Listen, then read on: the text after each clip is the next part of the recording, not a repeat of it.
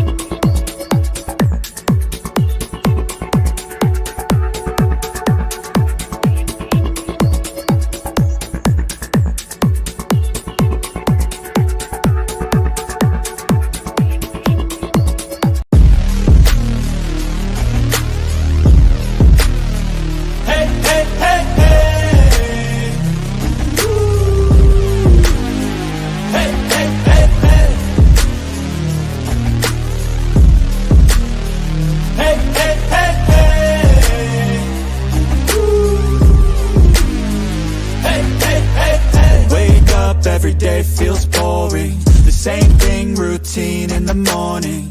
Grew up too fast without warning, and when it rains it's pouring.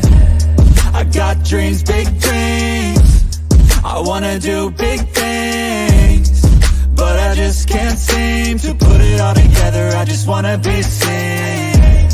I'm jumping ship, I'ma dive in, middle of the ocean, swimming till I find it. I see an island out ahead, filled with things that I've wanted since I was a kid. Swim to it.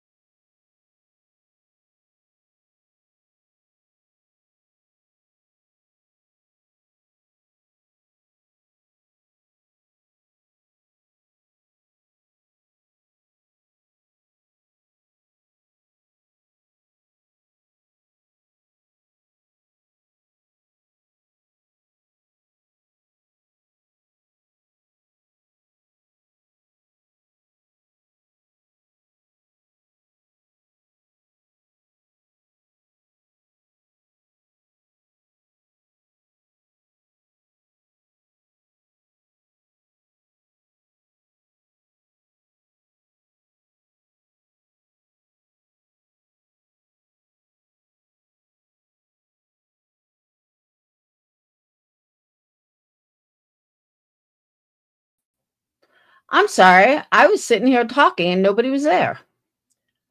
I mean, I was sitting here talking and you guys didn't know. So thank you for that. Sly. I didn't realize I wasn't on stage. Okay.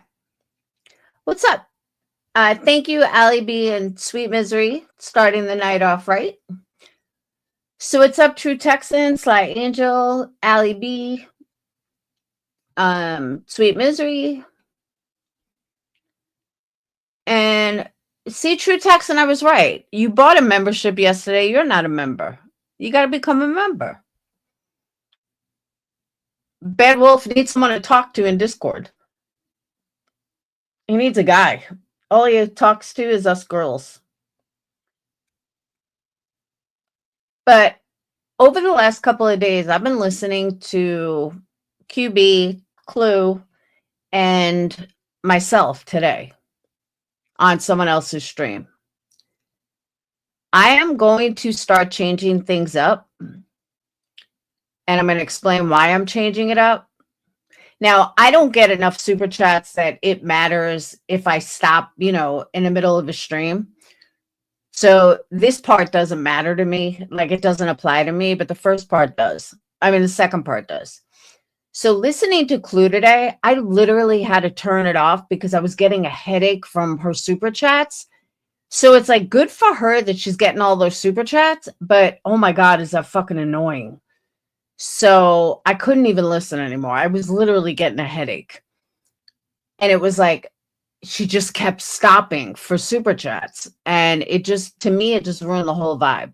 So I understand why QB does what she does and just gets a bunch at once and then says thank you at once so it doesn't interrupt the stream. So I appreciate that. I never realized why she did that. I just thought it was maybe she wasn't paying attention. And maybe that is the reason. I don't know. But I was like, wow, that makes sense. So, yeah. So I really hope Clue when you're getting that many super chats, please turn off the sounds. I don't know. Maybe it's just me, but I listen to everything with headphones. So everything is right in my ear. And it was too much. I was like, this is not even enjoyable. So the other thing that I am going to change, and I've said it before, but after hearing myself today, it has to be implemented. And I understand now why people do it.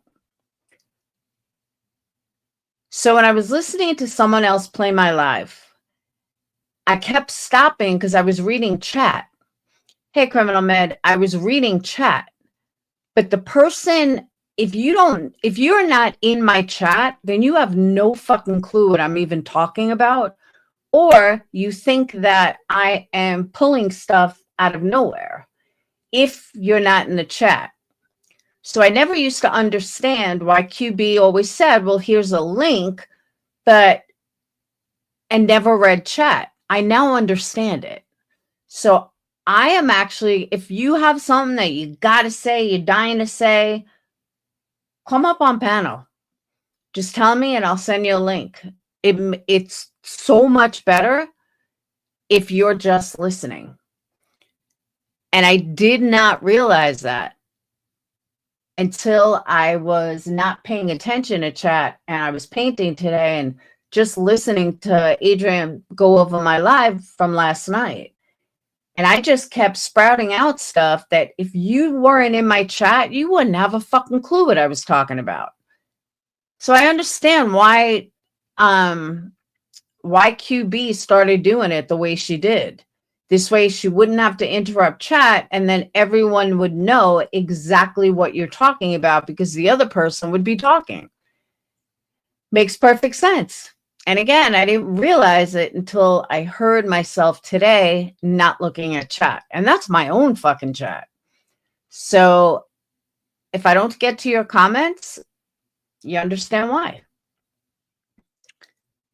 So with that said, after listening to Clue, I went down this fucking rabbit hole on Reddit for like 2 hours. And with what Chris said, and then I watched Jules of Thought's video about this criminal warrant and blah, blah, blah. So that's what sent me down this rabbit hole. I don't know if I came up with more questions than answers, but you guys are much more, you know more about this case than I do. So that's why I decided to go live about this. I know Sly is very familiar with the case, but there are some things I found that make no sense. One of them being, and I'm going to start with this, Chris Proudfoot has nothing in the courts of Sumner County, like nothing. He has stuff from 2017. There is no criminal warrant. There is no court case. There is no restraining order. There is nothing for Chris Proudfoot in the Sumner County court system. There is for the Bower Sox. There is for Katie. But Chris has nothing. Can anyone explain that? Because he's panel hopping today about a court date that I don't think was his. I think it was the Battle Sox. But maybe I'm missing something. Maybe I'm wrong. But I can't find Chris in the system. And I'll show you guys.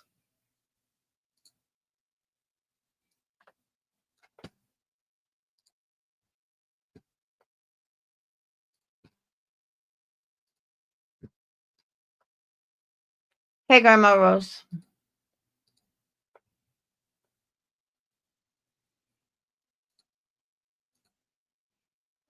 Okay.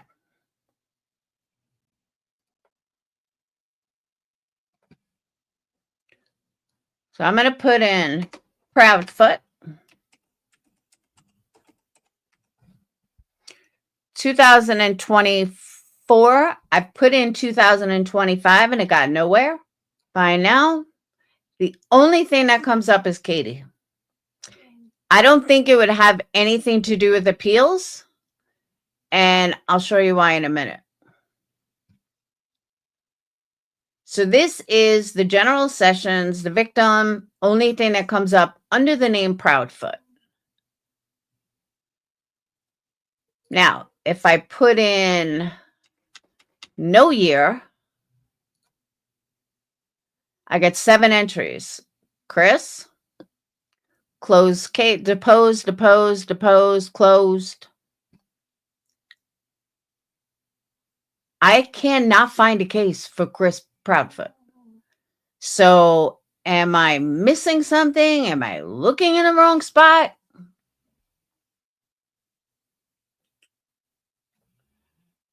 All right, let me try Betty.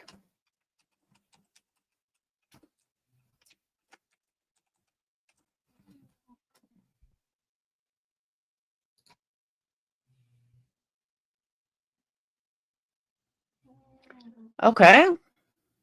Damn, she's got more than the Proudfoots. All right.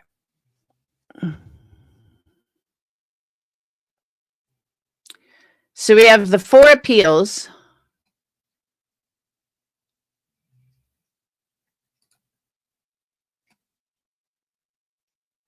Andra versus Andra.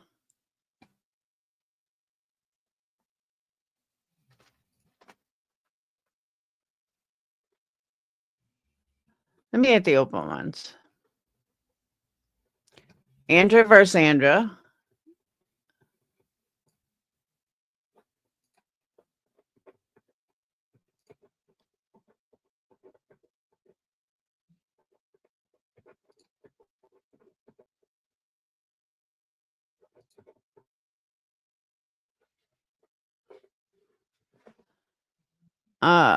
Final hearing 4-2. Motion granted.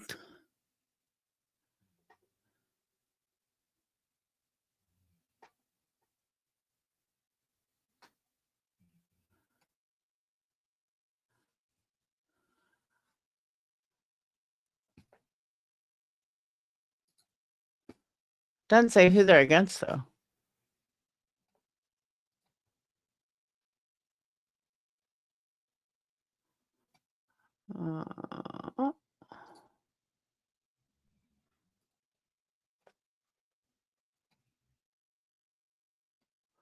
Motion granted.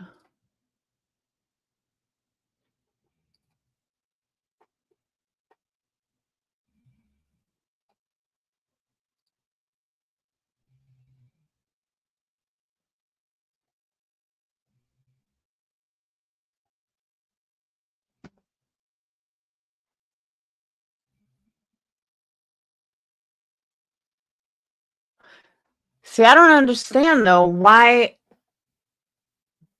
it's not coming up who's it against. I understand she's a defendant, but still.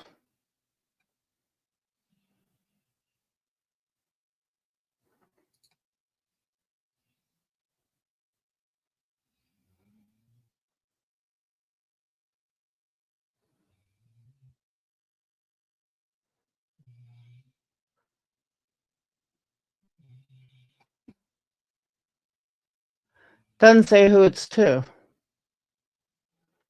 Hi, Kylie.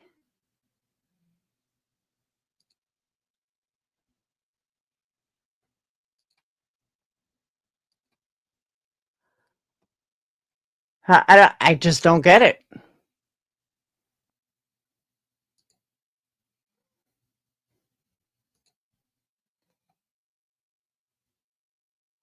Like, why doesn't it say who's it with? She owes a lot of money.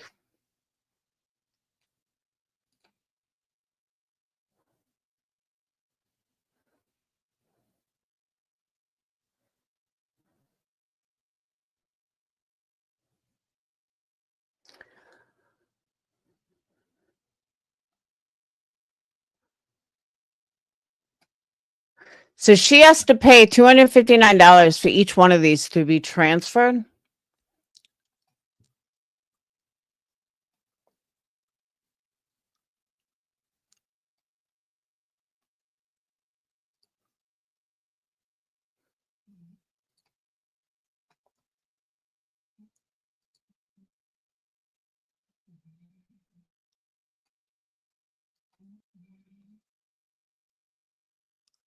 I don't know. I am fucking lost.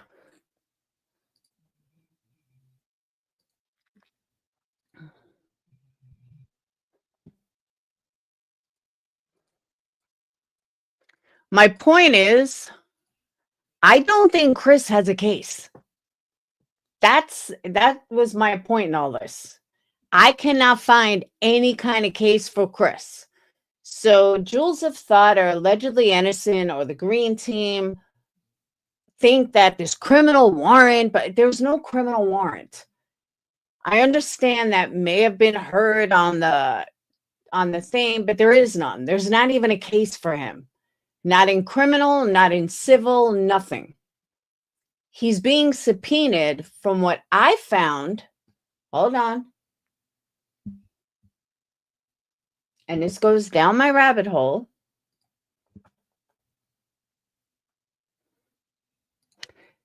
That SF is actually the one who, because Chris says he has court again on the 17th, I believe. Well, SF filed for that. Hold on, let me pull it up. Yeah, SF filed an order of protection against Hong. The court granted it. The court date is April 17th. Isn't that when Chris has court?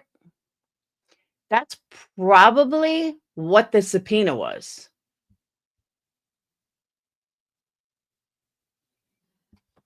Why Chris lied about it, I don't know. Maybe that has to do with SF. Or he doesn't want anyone to know. But, I mean, there's only 63 people watching anyway. I don't have an audience like Clue or QB. But that's what it seems like. Oh, you know what? Let me try SF in court.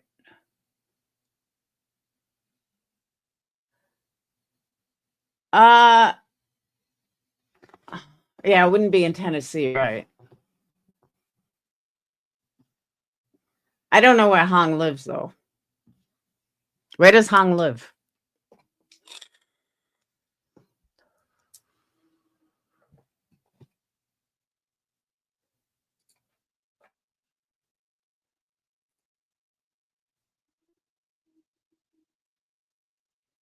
What's PS? Oh, Hong's in Pennsylvania. Yeah, I don't know. Then you have people talking about this Yada chick. And they went on and on about restraining order. I mean, about Sebastian's mom stayed the night with her grandmother, who's an RSO. Like, okay, that's a rabbit hole I don't need to go down. But Reddit as a whole thinks that the Green Team is the worst motherfuckers in the universe. I mean, it's bad. Hold on. Let me get it.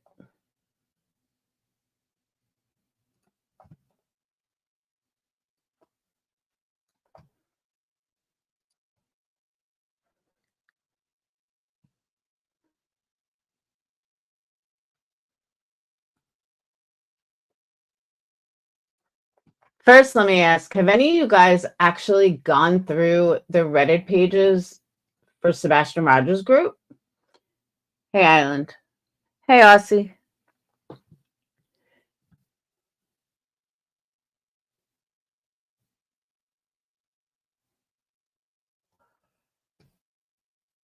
Yeah.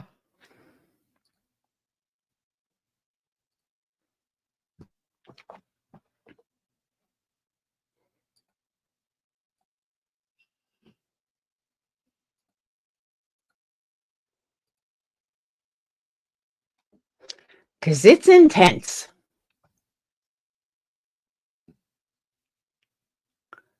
Yeah, did you guys hear that Bullhorn Betty filed a protection order against Queen's attorney just because he filed a motion? Like, Betty, what fucking planet are you living on?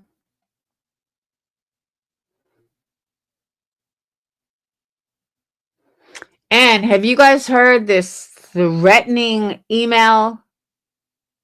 I'm not going to give my opinion on it, but have you guys heard this threatening email that Betty allegedly sent?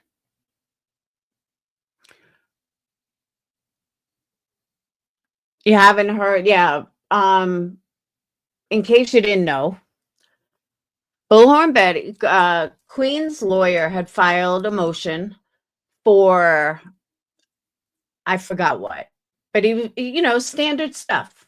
He filed a motion and Betty filed like an order of protection or something, a protection order against her attorney. Like, Betty, are you fucking this dumb? That's not something you can do, Betty. You're playing an attorney. You can't file a protection order against your own fucking attorney. Like, dumbest thing I ever heard. Oh, you haven't heard it yet? All right, hold on.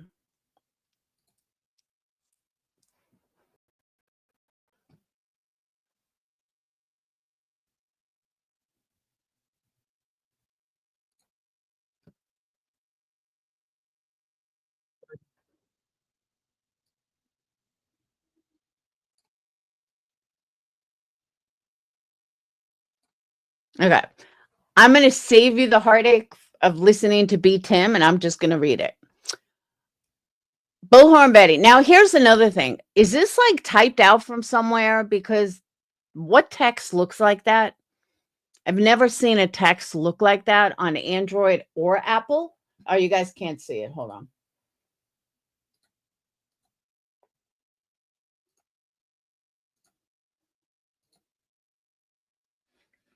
So I'm just curious, was this like typed out somehow? Because I don't know. I've never seen a text that looked like this ever. So Bullhorn Betty writes, "Oh yeah, baby. Now I'm going to go all in on your family. I've been very kind. I'm a Christian woman, but you do not get to boss me around, and I can see exactly why everybody's told me to stay the fuck away from you. But now me and you were done, and I really don't give a fuck about your fucking family." I'm assuming that she means Chris and Katie. "I'm no longer going to worry about or respect your feelings. I was the only one that gave a shit about you, but you go back to those cockroaches. Don't you ever come to my channel again, ever, ever, ever," with a question mark. "Otherwise, I will chew you the fuck out publicly. So shoo fly shoo. You're an attention-seeking whore that wants to go around and run your mouth because you've got a fucked up family that likes to fuck kids, you sick bitch."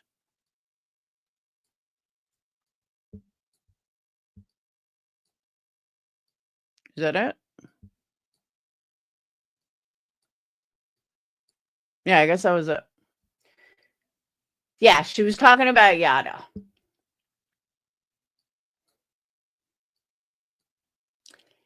Now, I don't know. I've heard Betty say a lot worse than that. Just saying. But these people are like, oh my God, I'm so offended. Why? Don't hate me for that, but it just sounds like Betty's mad. I don't know why everyone's having fucking heart failure. Like, people were like in tears, like, oh my God. I don't know if she, I don't know. It kind of does sound like Betty. I think it does.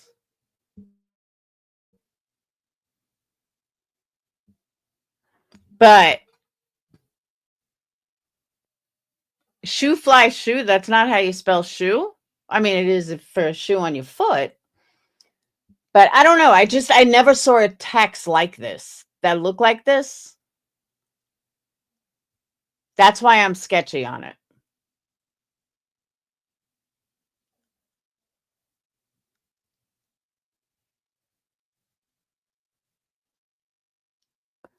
And here's the other thing, though. The oh yeah, baby does not sound like Betty. That I will say. Granted, I've never gotten emails from Betty, but I've never heard Betty say, oh yeah, baby. That doesn't sound like Betty to me.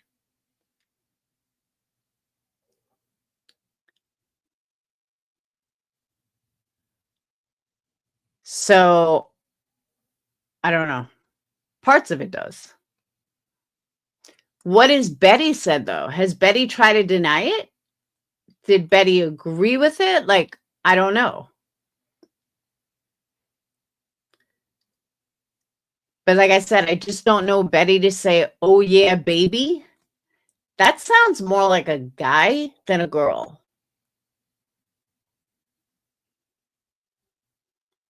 But I don't know. Parts of it definitely sounds like Betty. I could see her saying, like, everybody's told me to stay the fuck away from you. But now me and you, we're done. And I really don't give a fuck about your fucking family. But then again, okay, you think Betty owned it. All right, let's take a look. Hold on. Because that's what I would like to know. Whoop. Because that's what I would like to know. Did Betty own it?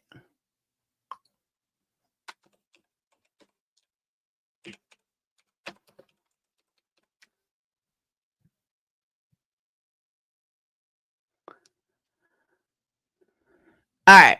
Do you think it would be the one from 11 hours ago or 4 hours ago? Hey, Bad Wolf.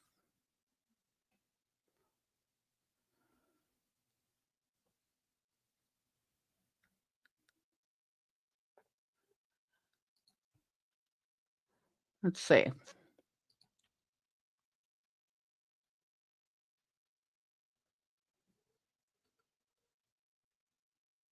Could be the one. All right.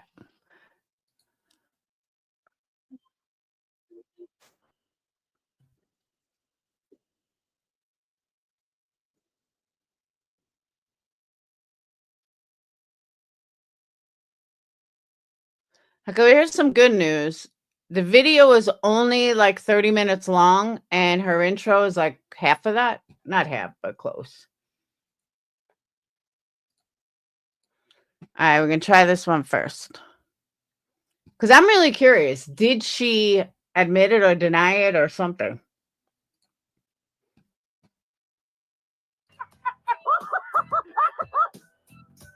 My tongue out her ass and left. I'm on TV. Oh, shit. First cops, now this.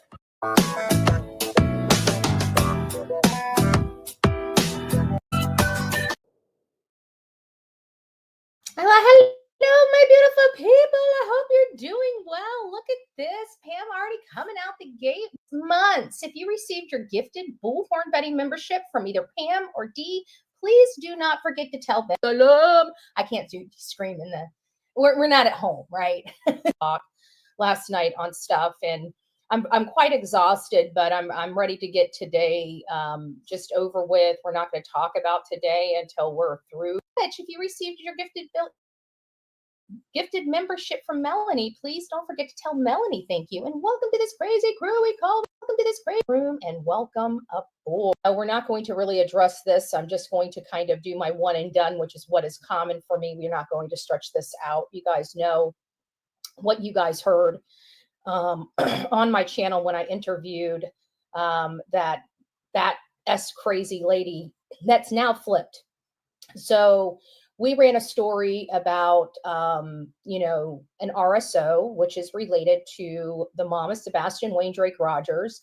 I was told she was not around kids, hadn't been around kids, you know, lives with her sister or whatever the case may be, whoever, or maybe her parents. I don't know. I don't know the ins and outs of it. But at the end of the day, we ran a story about, you know, Frances being around children. And I try to be as respectful because of my friendship or alleged friendship. Obviously, it wasn't a friendship. It was more of a manipulation to try to stop me from being able to speak. And I've been very delicate, and I haven't really touched that part of the family for a variety of reasons. But once I realized that she was misinforming me, that, you know, Frances has actually been around children, not just one, but multiple children, many children, as a matter of fact, that's kind of where my loyalty in protecting kids, you know, ends with a person, right? At the end of the day, these are children. These are children that were probably around a woman that they didn't know what her past was. And if they did, shame on the parents, right? And when I look at this particular page, I realized that the lady's a good Christian lady, and I just don't see her flagrantly. All right, let me just put this out here. Her name is Yada like Rosenbaum. She's not Christian. I promise you. Rosenbaum is not a Christian name.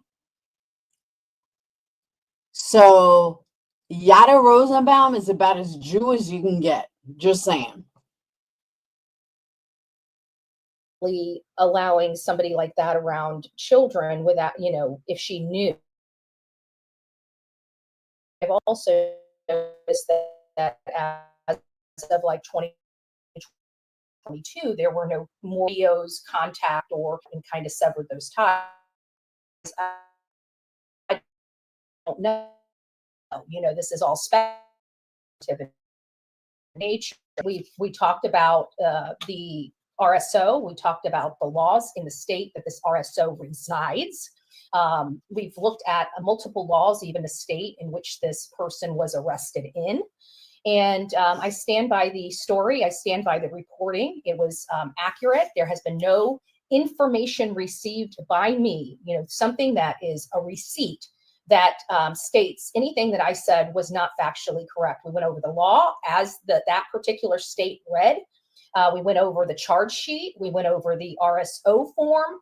We went over the photos corroborating that, yes, in fact, this RSO was actually not only around and speaking to a child that's now missing, but also been around many other children, which is, again, that's where my loyalty and.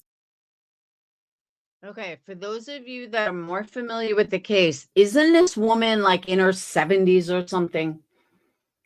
And what were her actual charges? Was she an RSO because she was running a huge ring? Or was she an RSO because 25 years ago she hooked up with someone underage? Like, what are the charges?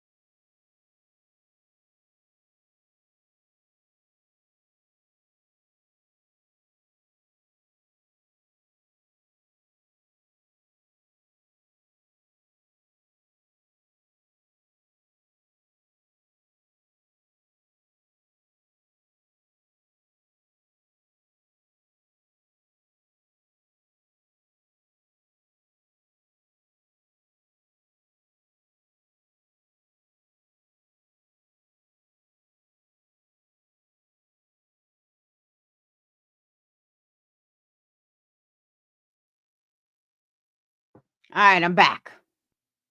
Hold on.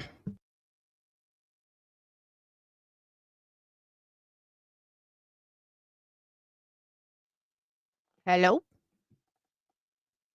Can you hear me? Thank you, Amber. All right. I am so sorry about that. My whole internet just completely crashed. Like StreamYards went out, everything went out. I was like, holy fuck, what just happened? So I rebooted. So now I just got to pull everything back up. Bear with me.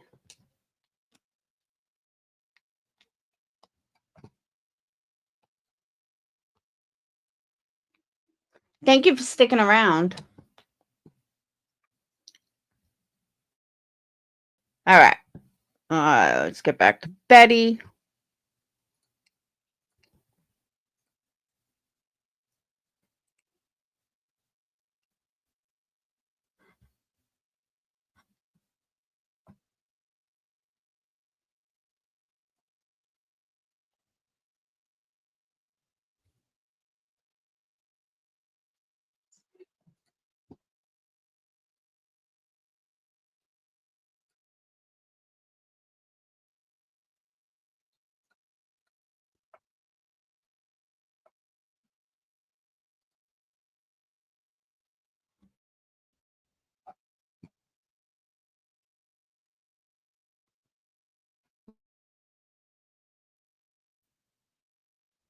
There we go. All right.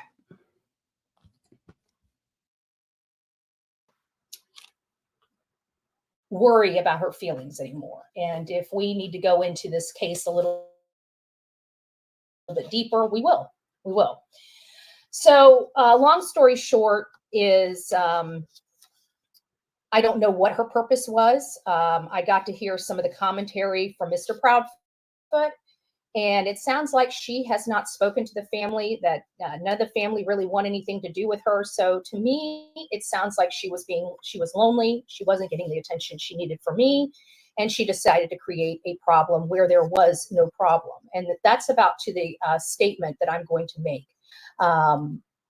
She had reached out to me for that interview. It really wasn't the other way around. I was never intending, if you guys know me, I don't really intend to call people unless they want to come up. It's not one of those things where I, arm wrestle people in, but I didn't even know who Yada really was until she had reached out to one of my mods and wanted to share her story. And I was willing to give her a platform to share that story on. So a lot of this stuff she has created all by herself. I had been warned by several people about her, but because else's statements, I just didn't pay attention to that. And I was friendly with her even when a lot of people, even on these platforms, stopped.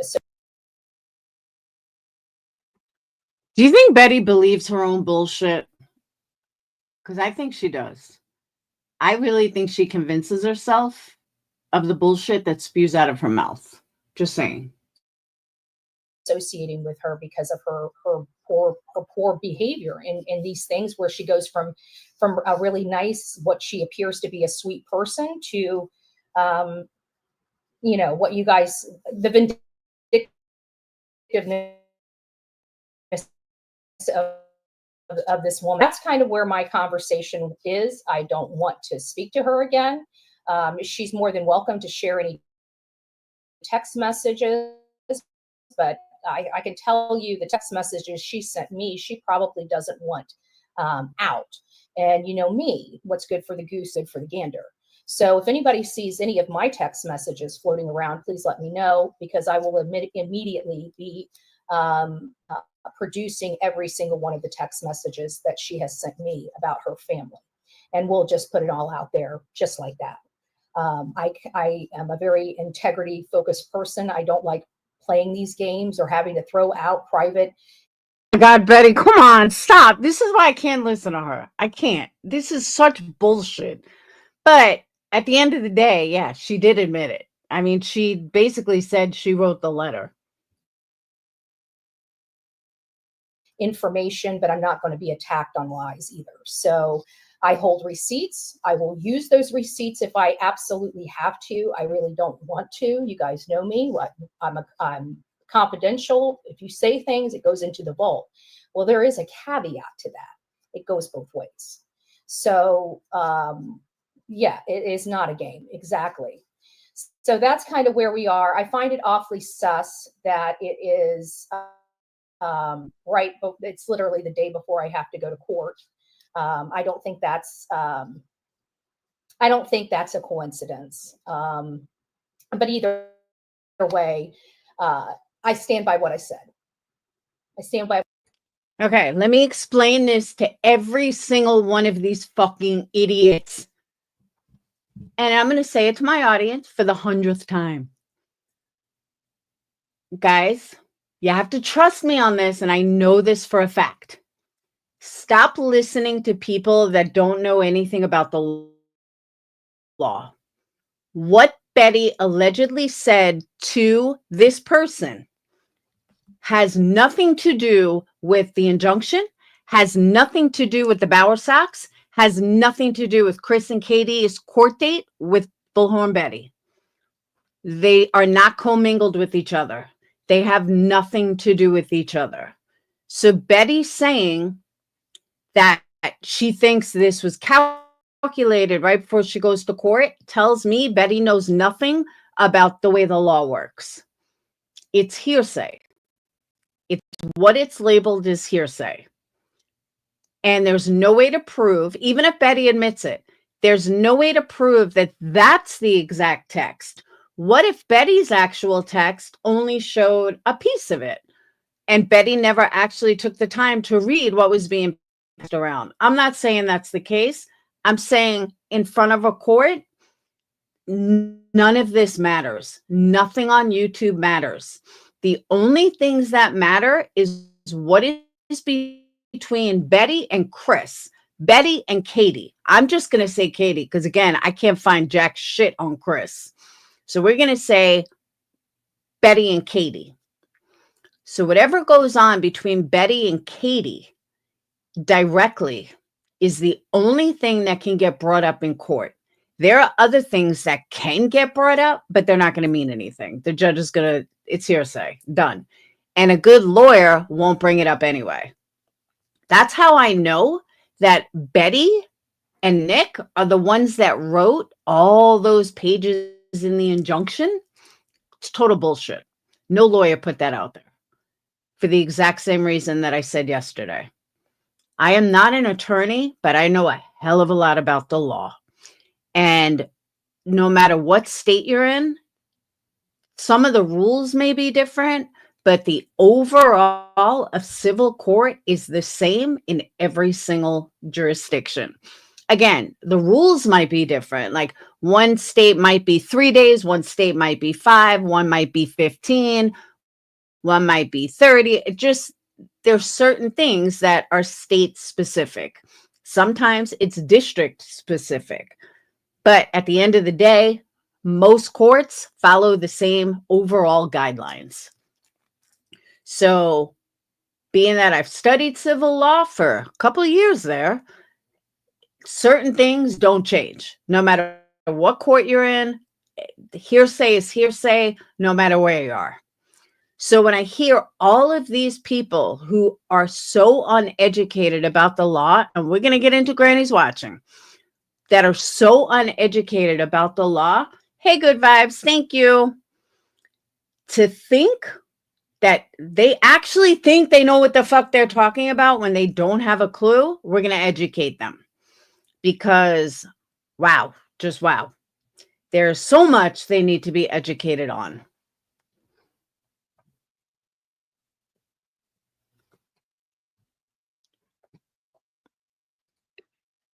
What I said and what I reported on that. But a long story short, we're over that. She's a nothing burger. I'm not going to worry with her. After the hate channels use her up, she's going to be spit out. She's going to be, basically a freaking hamburger by the time that's why you don't mess with those channels, right? So we'll just let the trash take itself out. But she was definitely on the right channel. She's definitely the character of the person for the channel she was on. So we'll keep her over in that side and we'll maintain this side and we'll keep talking about Sebastian Wayne Drake Rogers and advocating for him So maybe somebody. All right, I'm going to put a general question out there. Can someone please explain to me why all these channels think they're better than the other channels? They are all fucking trash. Every single one of them report trash. Every single one of them do the exact same thing that they're telling somebody else not to do. Make it make sense. Please make it make sense. All these channels, they trash each other. They go at each other. We're so much better. The green team sucks, but they're all exactly the same. I don't get why they all think one is better than the other. That comes across this show can say, oh, I recognize that boy. You know, I saw dive into these cases, and we keep these cases going until there's no path forward, right? That's what the beauty of the true crime genre here on social media is. So I'm very thankful that was at least eye-opening, because, you know, I was always conflicted. So many people were telling me such bad things about this lady, but she had never done anything, you know, bad to me. And I've prayed for her often, but at the end of the day, I'm over it. And I'm just over it. Now that's where I want to call Betty out. Betty, who told you horrible things about a woman that nobody even knew? Who? I'm calling bullshit on that. Because I can't imagine this woman out of nowhere, all of a sudden people are going running back to Betty and telling them how horrible she is. How would they know? Where'd she come from? Doesn't make any sense. And I'm sorry, but the people on Betty's side, not exactly the best people in the world. So I'm not really sure where Betty would get all this information about this person from.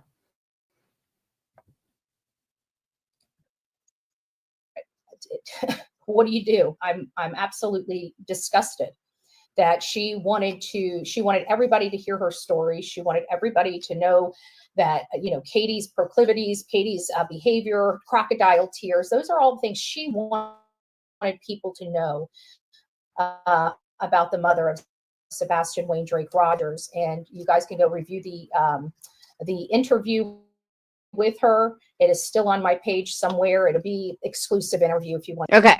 I only saw this woman on Clue, so I would like to see her on Betty. So let's find that.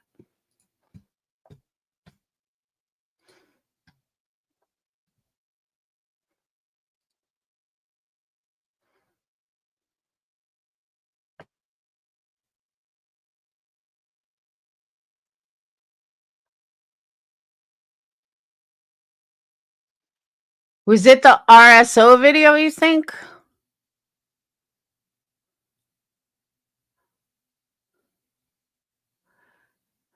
According to Betty admitted, yes, she did.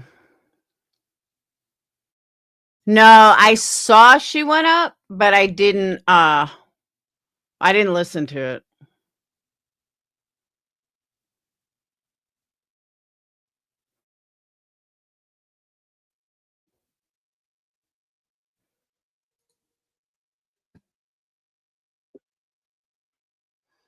All right.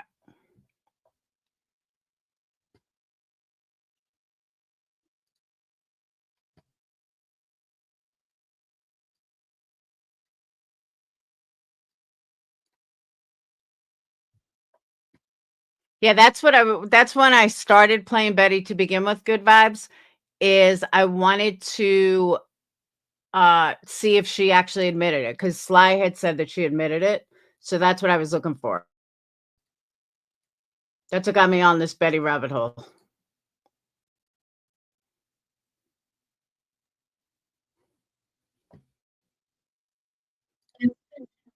He has since turned 16.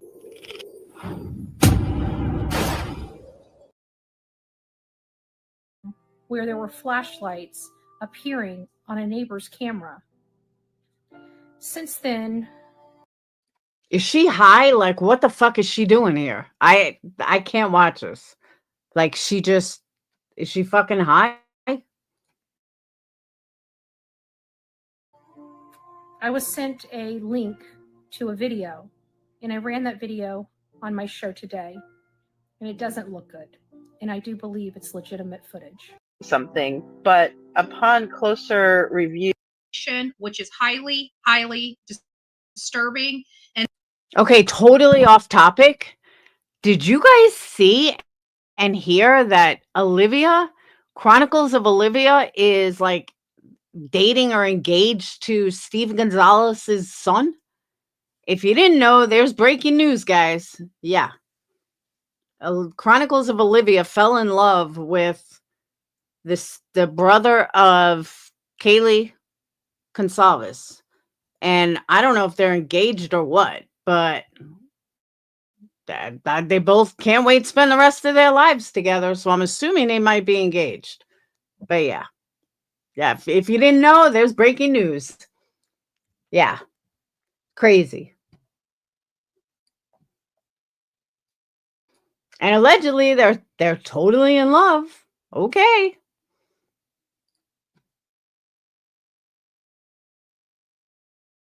and something that needs to be brought up. You guys know I do not. And you might be able to with a super chat or super sticker, but I mean, most of our people like to conversate with each other throughout the duration of the live. So you might want to go ahead and get over there and make sure that you have signed. Obviously, a 15-year-old boy need to have he looks like a good-looking kid. She's a very beautiful 16-year-old himself. You can see he's getting allegations were derived out of. Says that this is a level tier 3 right here on her offender data.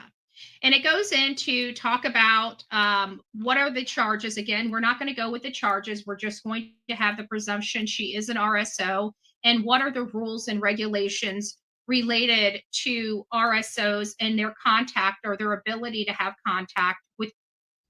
Why wouldn't she go into the charges? Are they not that bad? I don't understand why she wouldn't go into the charges. That's weird.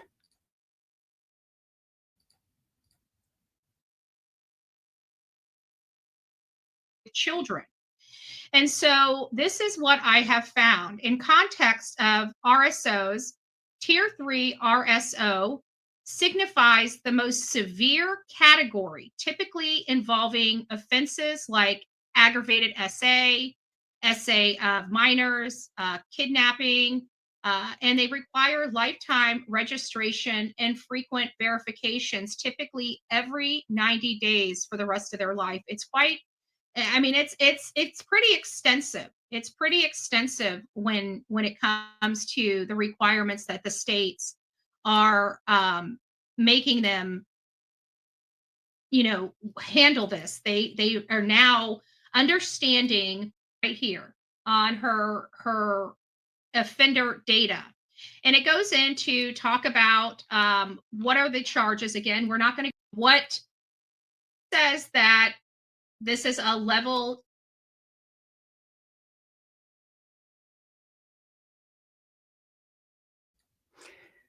So it looks like SA by parent or guardian.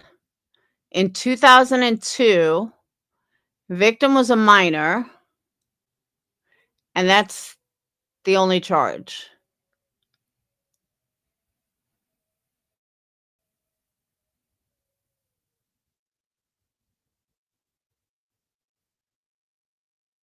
So, I don't know. But that's it. That's why she probably didn't want to go into it, because it was only one. Not that, one's not too many, but you know what I mean. Tier 3, right? Crimes.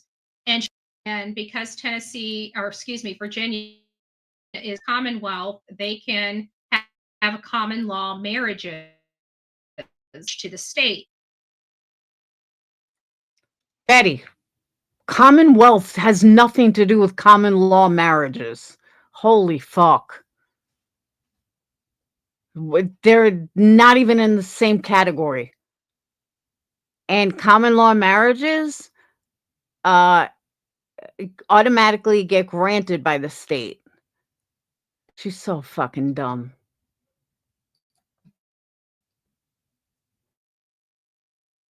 By way of marriage license, right? They people can marry who they want to marry. There's if they've tied the knot, they tied the knot. So we have this situation where Explain to you common law marriage. A common law marriage has nothing to do with a commonwealth state. Okay, that's first. Common law marriage means that, like in some states, I'll use Iowa for example.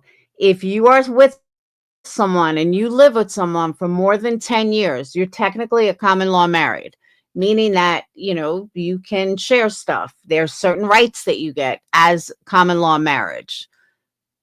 Are you recognized by the state as married? Somewhat depends, but common law marriages, yeah, you are recognized by the state. You just don't need a license.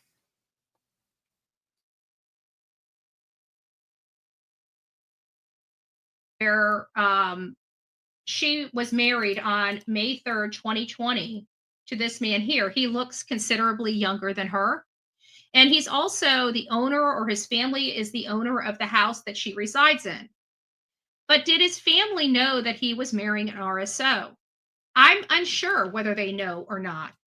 But I can tell you that she has been, in fact, around other children. Let's look at this.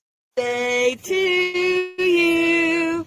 Happy birthday, dear Jonathan. I'm not sure why it's not showing up. Happy birthday to you.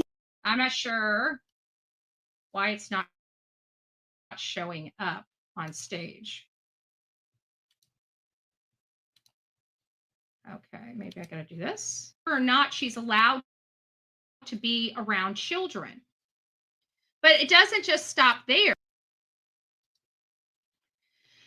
So here we have, there's her RSO. Oops, those are not supposed to be seen. Hold on a second. There, I'll have to go down here because there's certain things I don't want seen.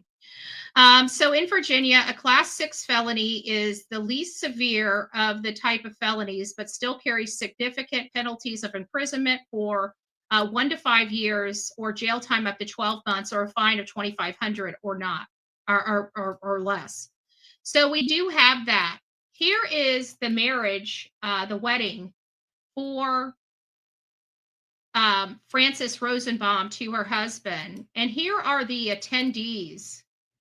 Here are the attendees online to her wedding. The attendees, the wedding.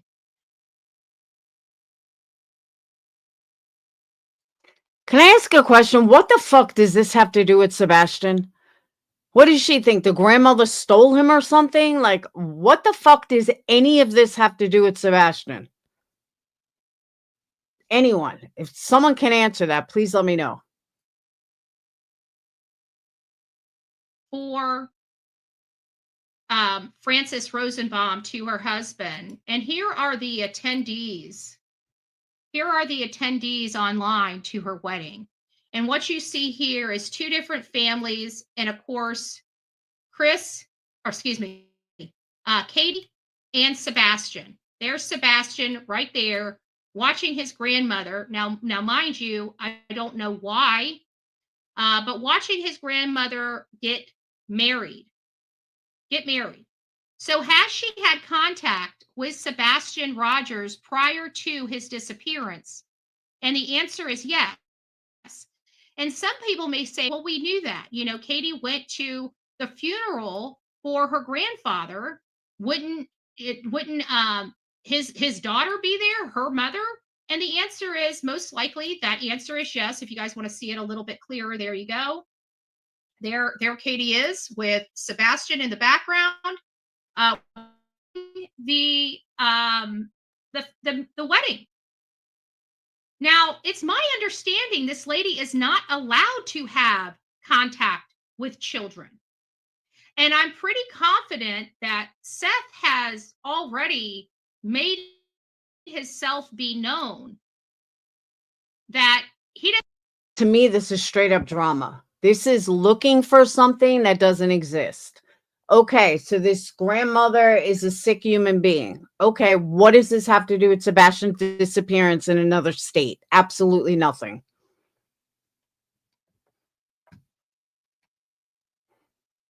Thank you, Fairy Tale. It really has absolutely nothing to do with Sebastian at all. I think it's a weird connection. I think it's a dumb connection, and I just, sorry, I don't get it. But I do want to find that interview that she said.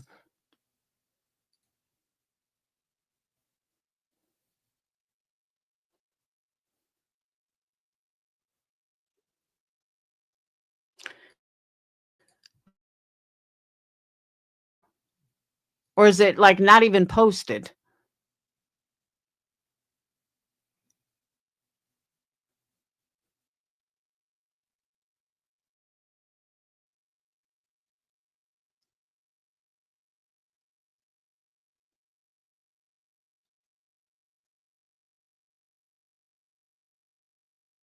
Amber, you watch her.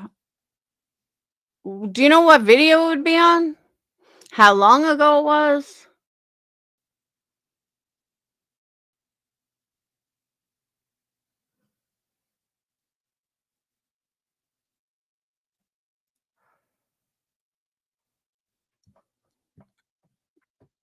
All right. I'm going to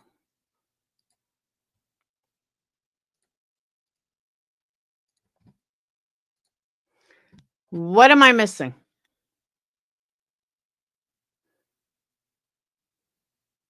Because I don't see an interview at all.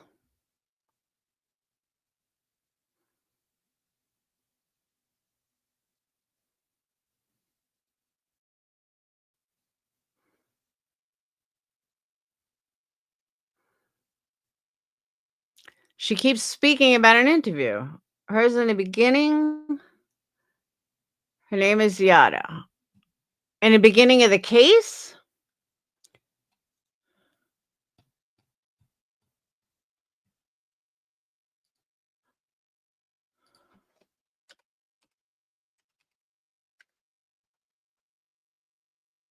Is it?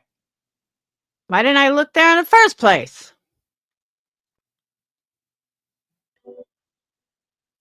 Step one. Let's see.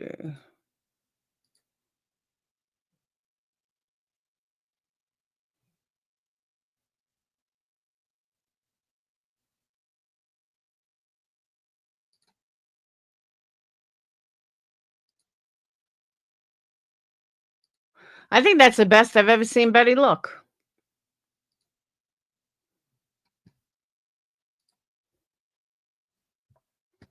All right. It's been so upsetting. Yeah. I can only imagine how upsetting something like this, especially everything you've heard, can be. Is Betty taking a playbook out of JLR where she's not blinking? Hey, East Coast. Explain. So you did explain, you're the cousin to her mother. Yes. And what prompted you to make that post? I know that you've been a good contributor in the chat, and I know you've been kind of keeping a low profile, and I personally know there's been a few things that have upset you, but this particular post it seemed a little deeper. What prompted you to make the post? And I'm just going to read it in just a moment after you answer this question. Well, like I said, I've been watching this from the very beginning. And it's interview after interview. The stories kept changing. And For those of you that have seen this, does the echoing go away? Because that shit'll drive me insane.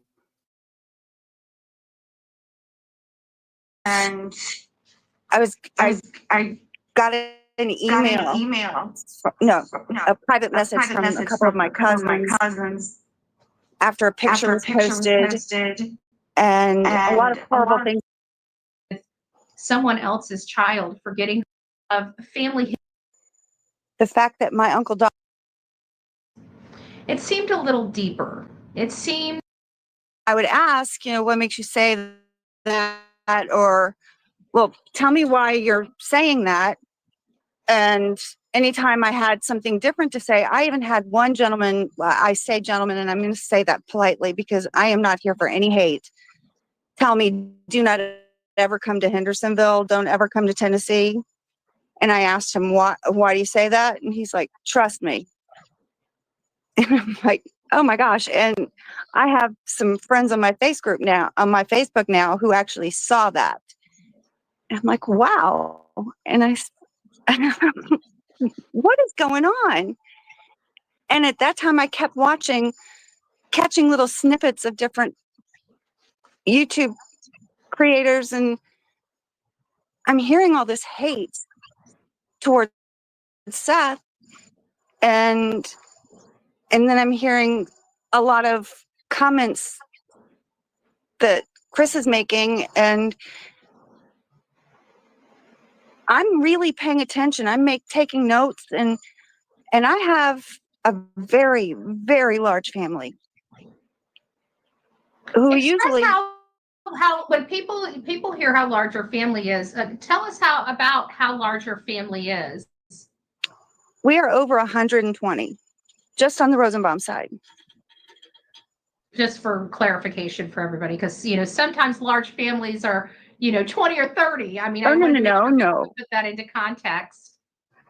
When my grandmother died, my granny, and I'm the only one named after her, there was something like 49 grandchildren, 39 great grandchildren, 30 some great grandchildren, and it's been growing every. On the Justice for Sebastian Facebook group, it says, "This will be my last post, and I hope everyone reading this will understand why. Since the beginning, I struggled with the thought that a member of my very own family could ever do something as heinous as getting rid of their child. Like every single YouTuber was saying. Then I watched this interview. Sorry, it's a little blurry. And became a skeptic. Then the second interview and felt sick. The third interview, all doubt was gone. I had held hope, maybe an accident. Then she left town saying he could be anywhere now. Blood relative only holds so much hope and faith, and I couldn't pray this feeling away. Months later, so many lies, YouTube creators flipping the script as if they're threatened. No way, I thought. They never wanted a single vigil. They never went to a single vigil, couldn't find time for searches, lied on a Sumner County custody position, fully cleared by LE, and in no danger or threat. She seemed to love her summer with someone else's child, forgetting her own. Now, anyone who's steadfast in finding Sebastian Wayne Drake Rogers is met with threats,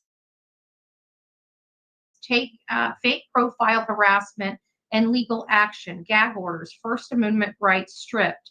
Every day I truly feel like I wanted to apologize, but every day I wanted to scream at every state and federal representative for the state of Tennessee and ask them, can you not see what's happening in this county? What mother steals her missing child's name out of the mouth of people who want him found? Why is nothing being done about the threats to the people searching? Then I want to ask my extended family, why are you all so quiet? Do you think this is okay? Yes, I said the same thing. I've never seen her look so good. Her problem is her attitude.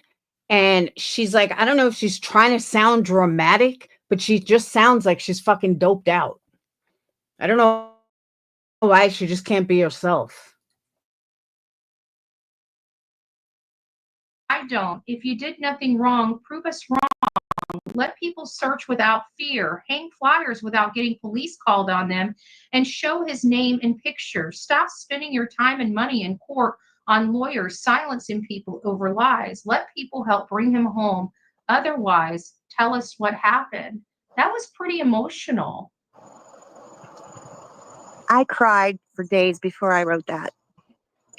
And That was pretty emotional. And your family has been, for the most part, silenced. Is there a reason? I mean, I know that most of your family had already previously been doxxed. yeah. And even though they were doxxed, I mean, my family is normally not quiet. So I'm actually surprised I haven't been getting a lot of response from them. But, Go ahead. you know, I have seen posts on other pages, you know, questioning who I am. Trust me, I am who I am. I am who I say I am. I have receipts. Yes, But yes. You don't need to produce your receipts on here, but no. she's produced receipts. So, and But just for clarification, so everybody knows, you haven't really seen Katie in a while, correct? I have not seen her since her grandfather, my Uncle Don, died. And that was in 2015. And I heard, go ahead. I did get to meet Sweet Sebastian then. Aw. And I did hear that was her favorite uncle. Can you give me a little? That was her favorite grandfather. That was her grandfather, not uncle. That's right. You corrected me on that once before. Can you give us a little bit of family history? We want to be respectful, but just to give a little history. Give me just a second. I've got it on here. Just want to explore the history, who you are to Katie. Oh, we already did that, and explore your unique relationship with Katie, where she was born, how close the family was, just some family dynamic stuff, if you don't mind. When she was born, she was not around the family. Her mother was married in West Virginia, and she did not come to our side of the family until she was like 8 or 9ish.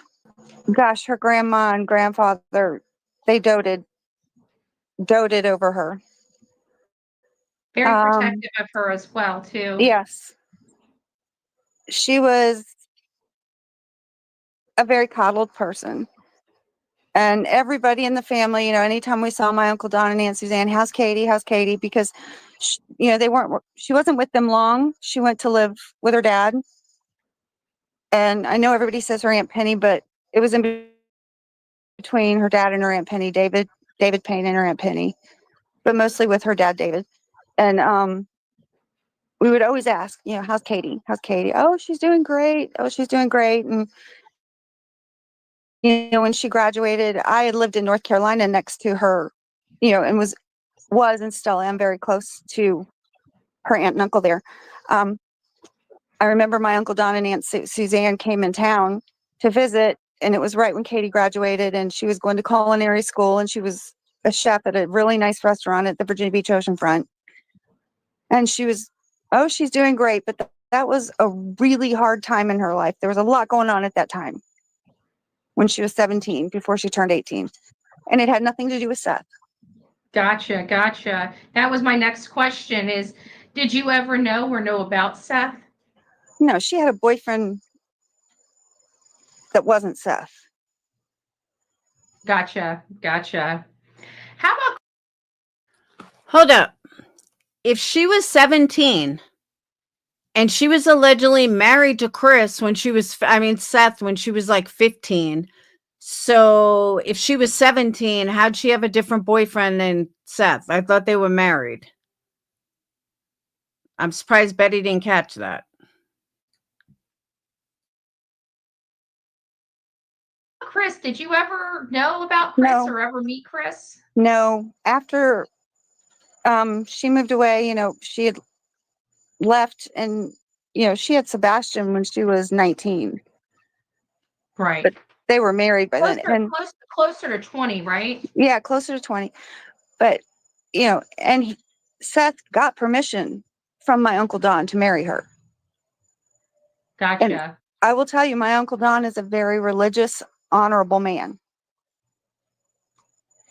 Yeah. What? Back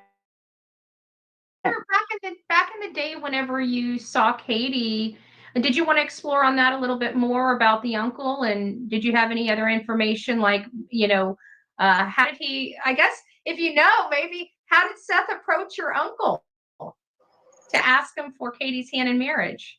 I don't know exactly how it happened, but the fact that he did it, and well, let me put it this way. The fact that my Uncle Don gave his permission, I will tell you, means a lot. See, but that's what I thought too, good vibes. However, she just said that Katie had a different boyfriend at 17 and that she had Sebastian when she was almost 20. So this doesn't make sense.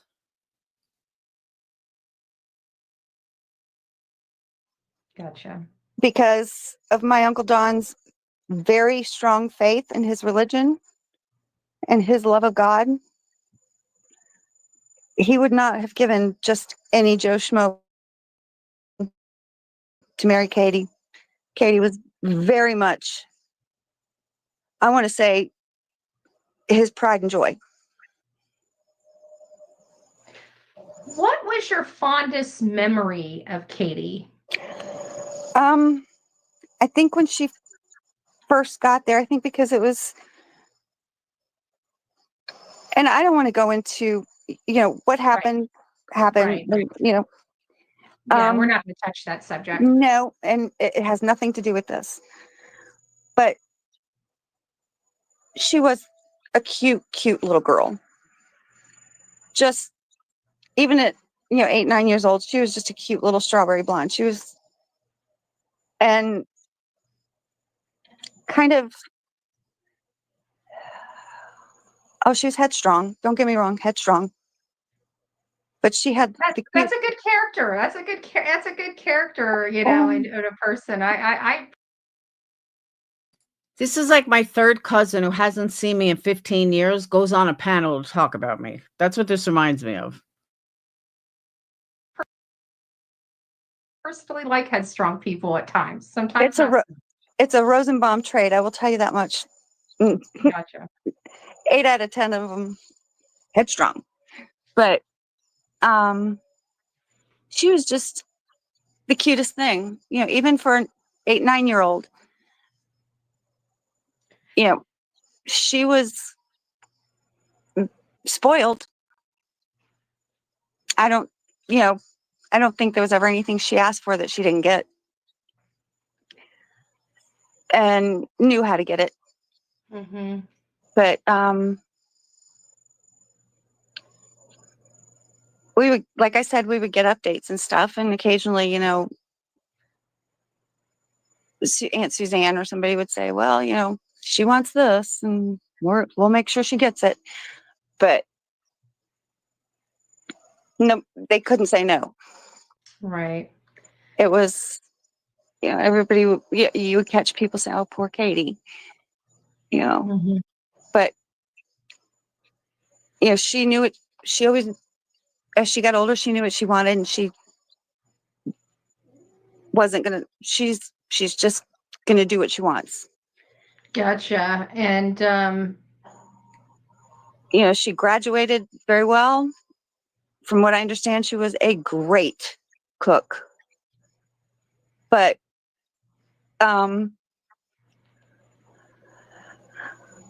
she wasn't a bonding person, except for now with her grandpa, my Uncle Don, and my Aunt Suzanne, and like her uncle and aunt in North Carolina. And I'm not going to name any names, but she was very close to them. She wasn't a bonding person, but then rattled off 4 names. Someone that's not a bonding person, you wouldn't be able to rattle off 4 names. So for those coming in like Johnny, let me just explain how I ended up here. I heard Yada on Clue yesterday, but then Betty said that she had an interview originally. So I wanted to kind of compare it to see my own feeling on this woman, which I believe is completely full of shit, but I can't give a definitive yet. There was a little thing that happened in right about the time her and Seth got married that was going on, another rift in the family, but which is why I never met Seth, because he did not come to my to my Uncle Don's funeral, but they were still married. Gotcha. Is that when she that's when she brought Sebastian, correct? Yes. Yes. Yeah, and what was Sebastian's demeanor meeting new people for the first time? He was a cute little smiley thing, but not the kind that would come up and go to strangers. Mm-hmm. But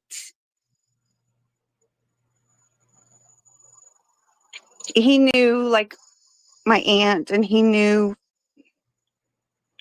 Francis, and which kind of shocked me. But so the people that he did know, he would go with them and we would be introduced. And, I was only at that particular day, I was only there for about an hour and a half, 2 hours, but God, he was cute. But there wasn't a lot of mother son kind of, oh, come here, baby. And it wasn't that. It was like, but there was a lot of people coming and going. And I think that was a lot of overstimulation. Gotcha.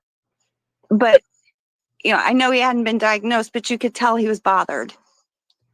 But still, by the strange people, by the overwhelming crowd, or both? We're 100 strong, coming and going. This is in their house in Chesapeake, coming and going, coming and going, coming and going. That's a lot of people. Yeah, especially to a kid that's not accustomed to that coming and going. And, he was like 7.5, maybe 7-ish. This is in May of 2015 when he died. So, yeah, that's a lot of stimulation for a young kid. Especially when they didn't know fully what was going on. I don't think he had been fully diagnosed at that point. Now, your family had been doxxed, and I know that a lot still being doxxed, and I know a lot of some of the incorrect. There were a lot of incorrect allegations that had come out about your family early on in this case. Am I correct on that? Yes.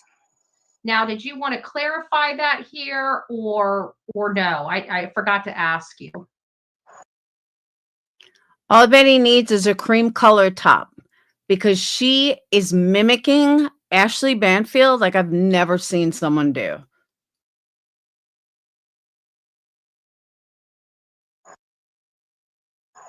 Well, there were some people. It kind of goes into the other stuff, so I was. Yeah, it does.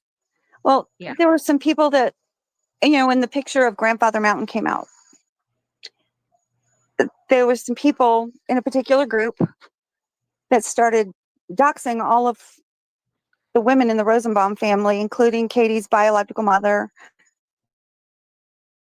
And even my mother, who was 77 and was in intensive care, who had just had a heart attack, who looked nothing like this woman on Grandfather Mountain.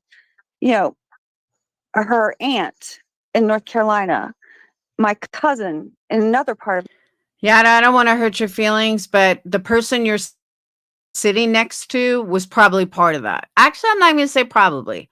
Definitively, it was part of that doxing. Just saying.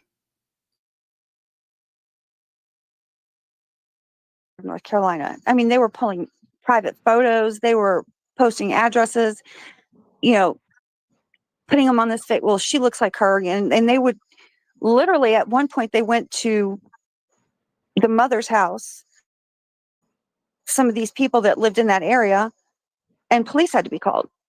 Mm-hmm. And that's when I got the message. And like I said, I will fight tooth and nail for my family if we are being wronged. And I sent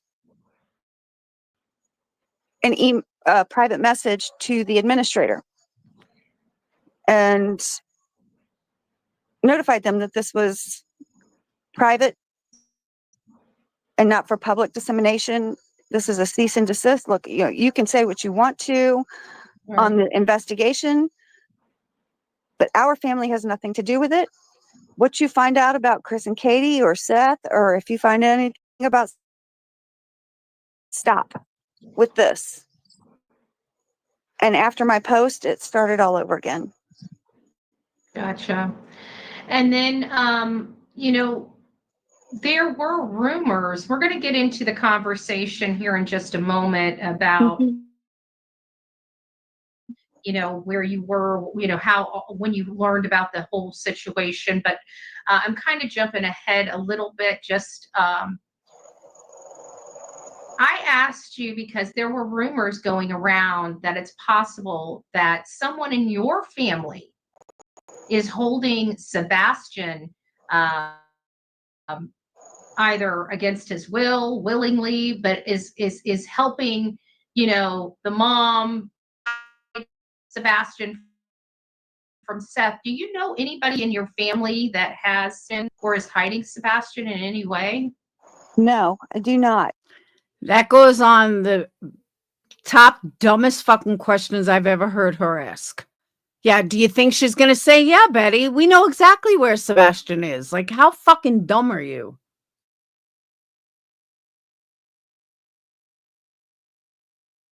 And if I did know, I would be the first to call the FBI or dog. And if I ever caught wind of it, I would be the first to call. Right. Because he needs to be back. But Absolutely.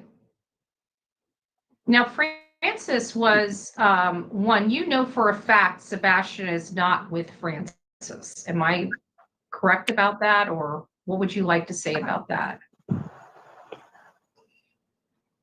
well, I know for a fact he was not there in June. Because there was somebody else there in June and he was not there in June. So, and I do not believe for 1 second.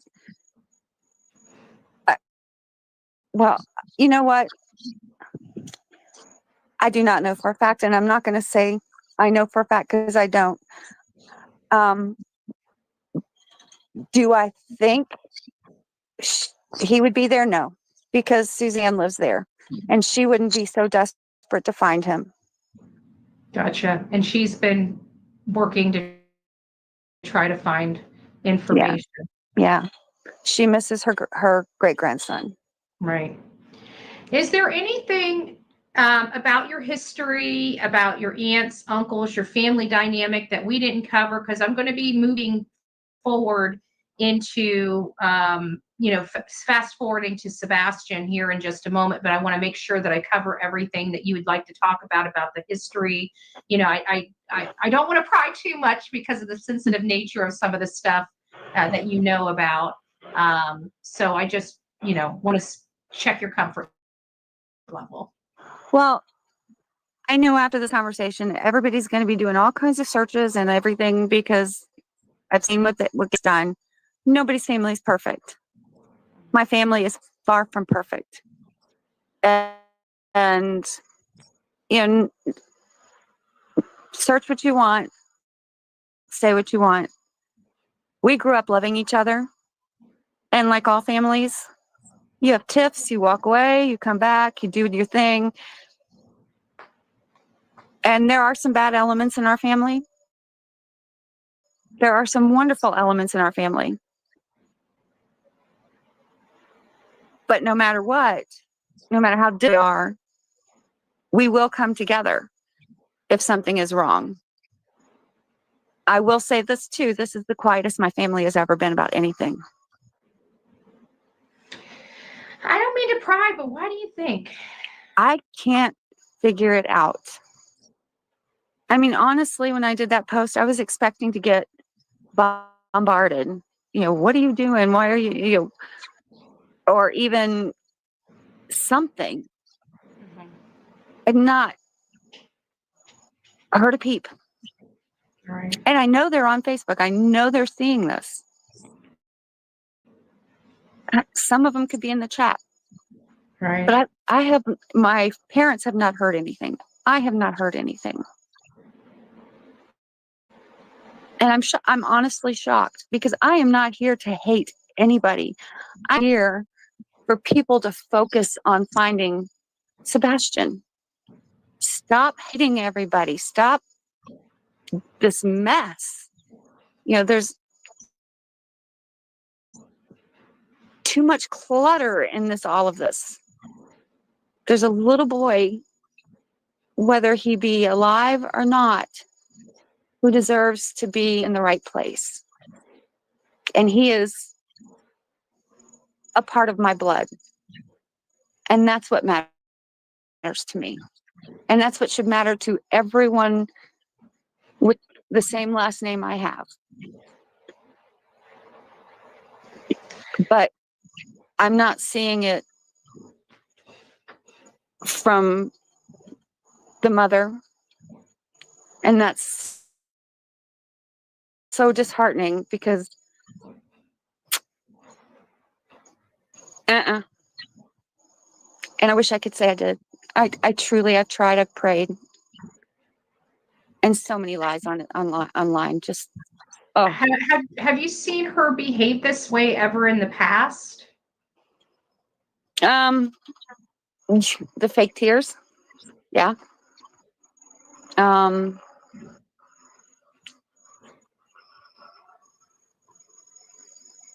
She is what I see as someone on a mission. Get what I want, no matter what. And in my opinion, and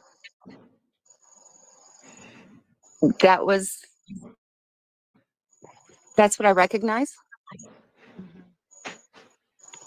And I see hate, which is scary.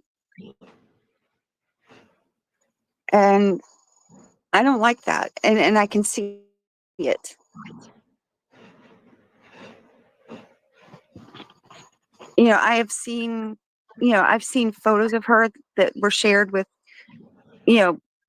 from Don and Suzanne and from aunts and uncles of her, just so happy and just super beautiful. And that's not her. I have to agree because I saw some photos of her that Seth had shown me, and wow, what a night and day difference. That is not her. Yeah. Yeah. And she is not the controlling type. This whole thing is twisted. So the facade of her, there's a lot of people that believe that she's kind of this, a battered wife that doesn't speak for herself, is kind of, the impression many people have expressed. I'm not believing that.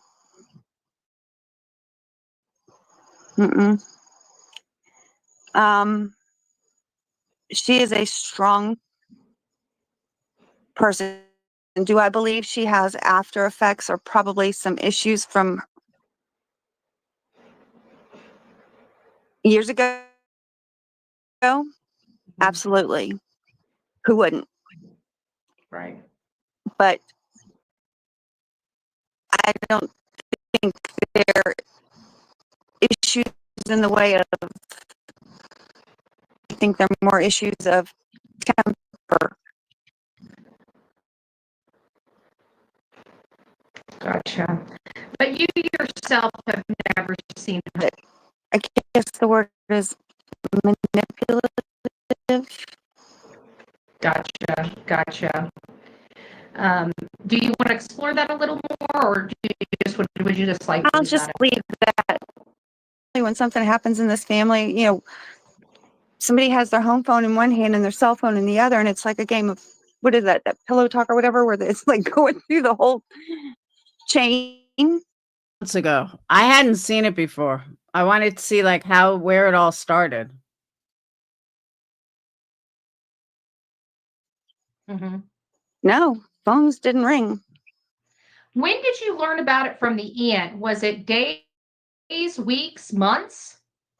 It was about a month. It was after the first couple of interviews, and I had to go back and watch them because I had been chatting with her. It was probably mid-March. Mhm. No, late March. Wow. Because we were talking about some events that go on here where I live, and me possibly taking a trip down there. It was late March, yeah. So a whole half of the family was completely in the dark about a missing relative for well Yeah. over a month to well over a month. Oh, yeah. Do you know how the aunt heard about it? Was it through another family member, or did they just Well, she's learn close. about it? She's the one that's very close to her. Oh, wow. And so it still took that long for her to find out? No, I think she knew the whole time, but it wasn't advertised. And that's when I Gotcha. immediately started getting the messages about being doxxed and stuff as well. It was like a week or two later. I can't Gotcha. remember. No, it was Wow. in May, the first week of May, when I think that picture came out late April. And it Mhm. was the first week of May when, oh Lord, because my mom had been in the hospital. That is so sad. I'm sorry to hear that. How's your mom doing? My mom is fine. Thank you. We almost lost her. She spent several days in CCU and ICU. Does anyone else feel like this is like that Kim chick? What's her name? The Idaho 4 Kim. You know who I mean? That's what this reminds me of. She met Sebastian once in 15 years, 16 years. She hasn't seen Katie in 10 years. She doesn't connect with the family. She's never even met Chris. This is like stupid.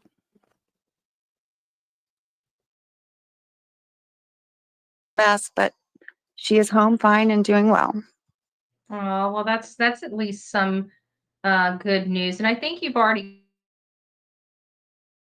kind of went over us about your initial thoughts about what you heard, because you just wanted to get as much information about it as possible once you heard it. It sounds like you were doing, what kind of due diligence did you do? Maybe I should ask it a different way.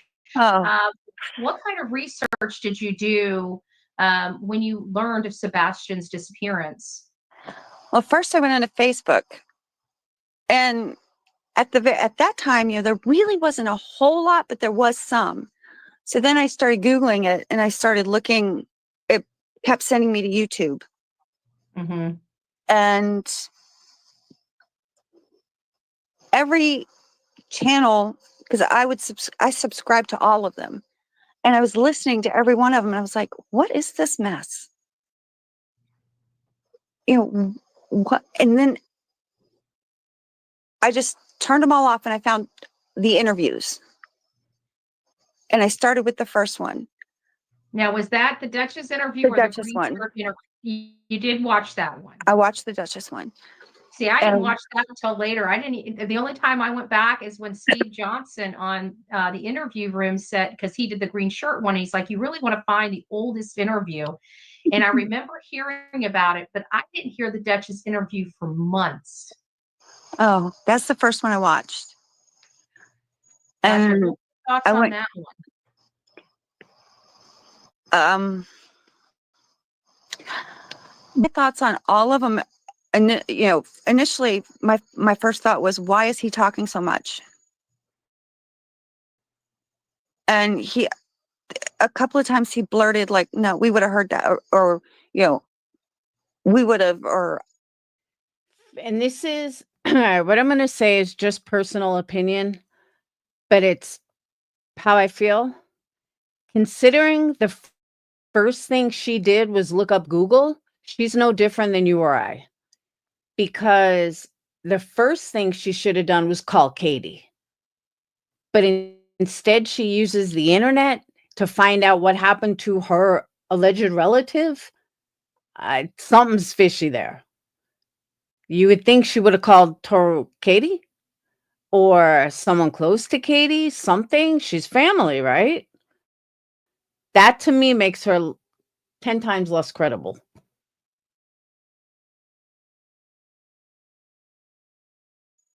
And I'm like, he said, I thought he wasn't there.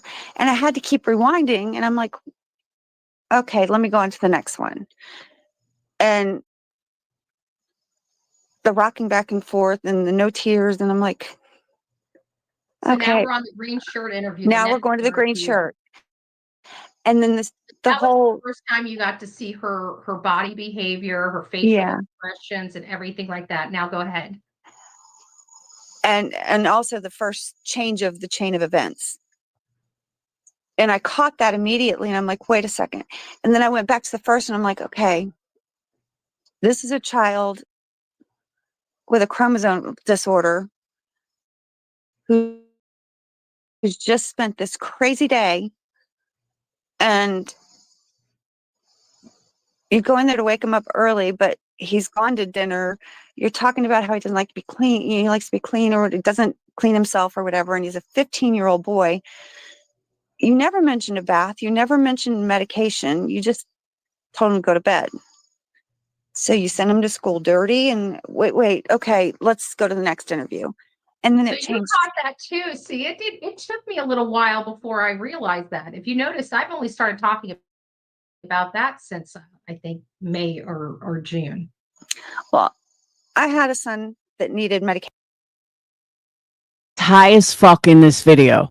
I don't know if she's on pills or if she's smoking, but she is high as fuck.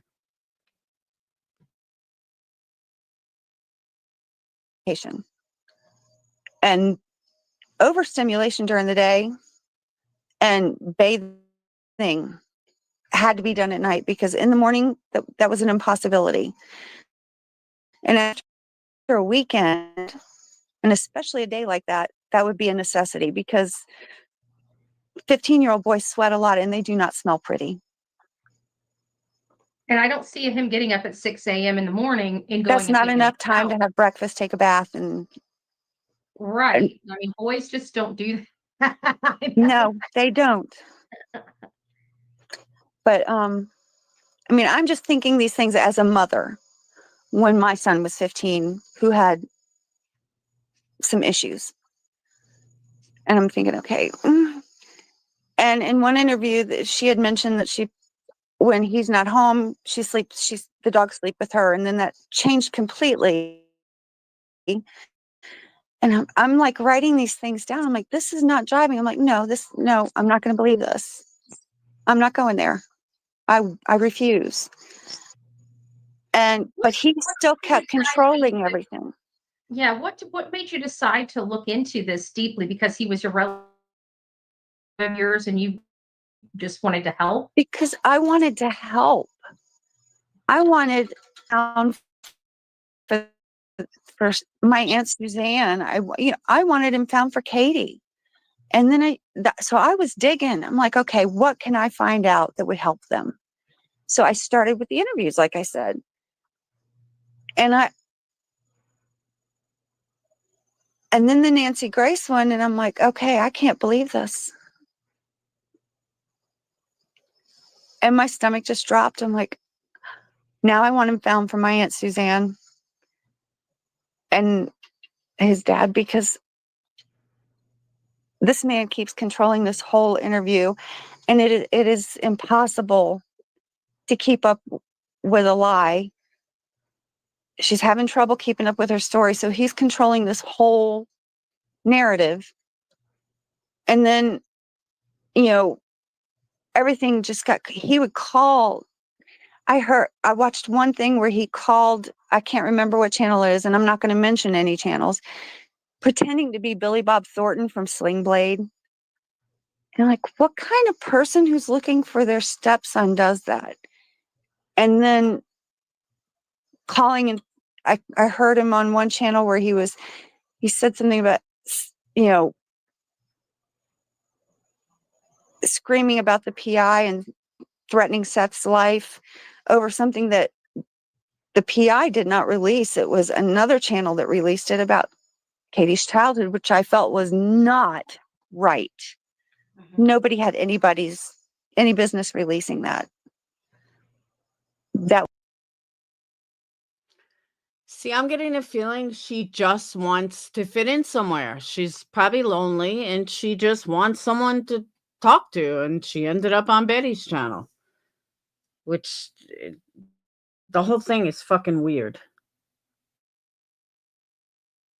was her personal childhood, and that just wasn't right. That wasn't nice. It wasn't cool.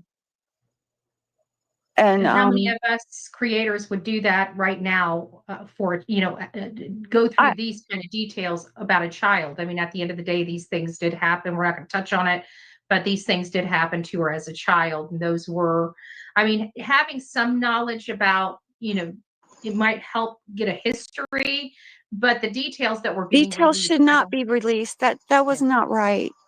Right. To hold up pictures and no, that was so wrong. Yeah. And I don't care who you are. That's wrong. To dig that up and show it right on the screen, that's below low. Mm-hmm. And so then I felt I had reached the point where I'm going to do all I can because I want to help my Aunt Suzanne find her great grandson. Mm-hmm. And I just kept hearing these. Her aunt is Katie's. I mean, they're like not even, they're almost like not even related. That's how far back they are. Like, that's how distant they are.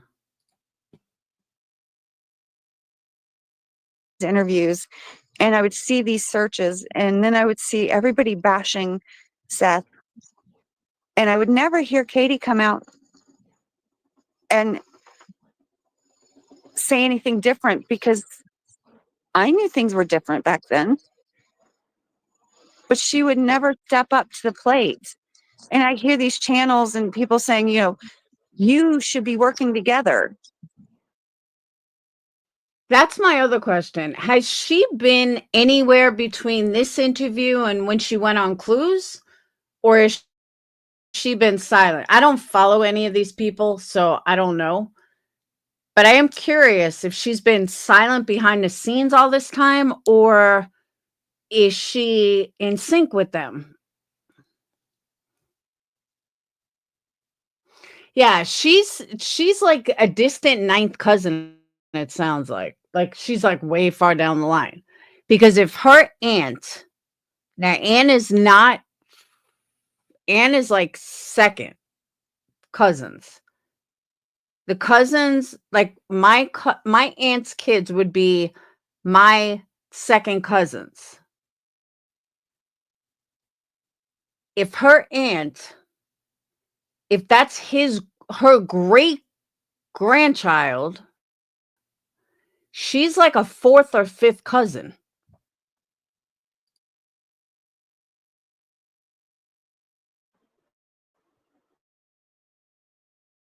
I don't think it's Seth.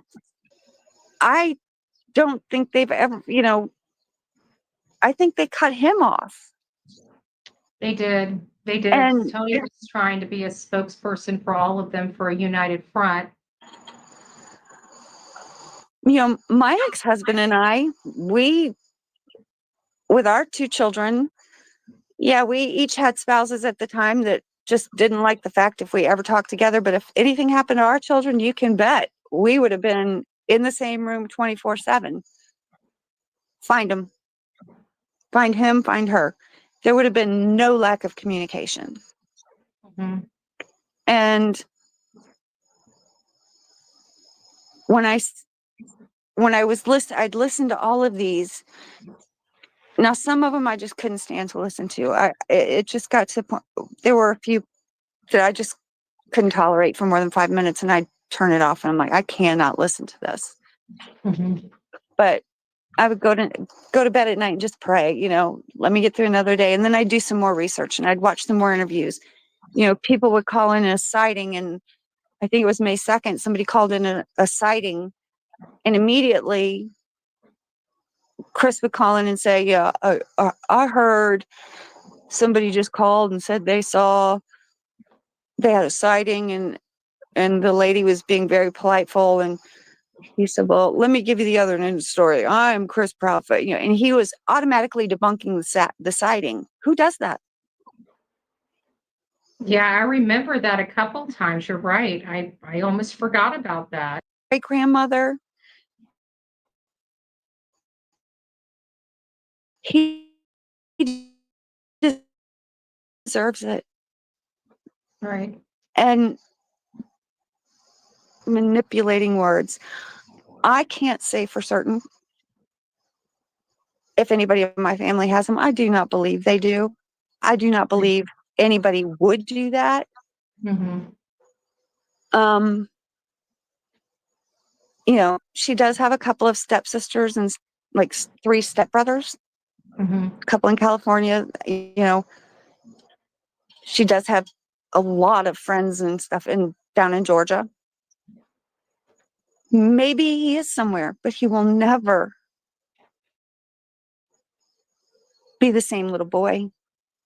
Because if he is somewhere, he's being told a whole lot of stories. Gotcha. And he can't hide forever, which is why I pray for Seth. I pray for Sebastian. I pray for clarity and for peace. For God's sakes, people, please. This is about Sebastian. This is not about hate. Amen. Quit with the hate. All of the YouTubers, just stop.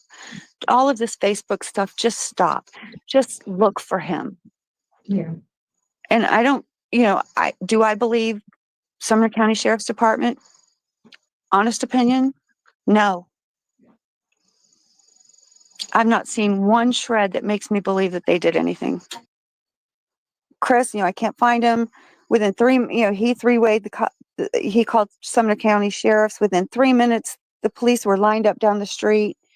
She had checked the closets and stuff, but within 3 minutes, the police were lined all the way down the street. It was specifics, details. 3 minutes, they were here. I called him. Next one, I got up, I went in his room. He wasn't there. I looked around the house, thought he might have been in the kitchen, and I'm like, no, that you would have seen that. And so I got in my car and I called him, and I was driving around and 3-way, we 3-wayed the sheriff's department. I'm like, wait, you just said you didn't leave home, and he was there in 3 minutes. The police were there in 3 minutes. What's this about you driving around looking and him telling you to hurry up and get home? So you ran home, or you mean you drove home? And then the no medicine, no bath, and then the thud in the last one, and the polygraphs, and it was too many lies, too many changes. And he kept controlling the interviews because every time she spoke, the story changed, and it seemed to change with what was going on online. If you compare the interviews to what people were saying online, the trash can.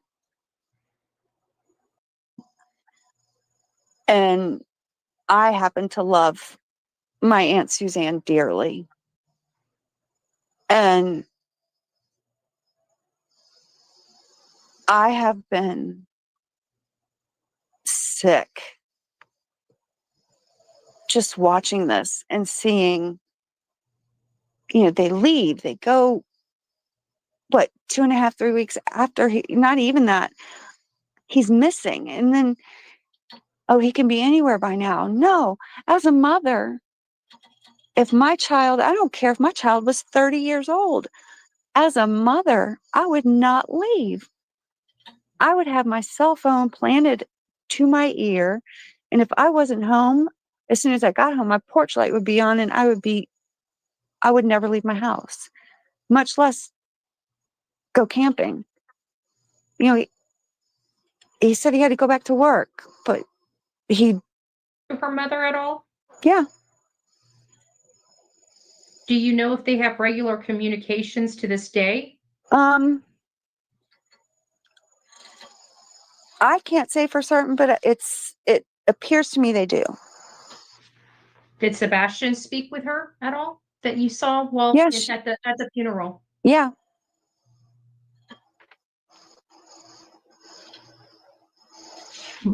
Did you ever hear rumors whether he maintained that communication with his grandmother or not? Well, they're in, Suzanne and Francis are right there together. So if they're FaceTiming, I'm sure it would be mutual. Gotcha. So she's still, because Aunt Suzanne is one of her favorite aunts as well. Aunt Suzanne is Katie's grandmother. Grandma. Why do you keep mixing it up, aunts and uncles? Sorry, I apologize. Because they're my aunts. They're my aunt and uncle. Oh, okay, got it. But they're Katie's grandparents. Gotcha. So Yeah, this chick is like a ninth cousin. No joke. She's literally like cousin number 9. If her aunt is Katie's grandmother, this is like ridiculous.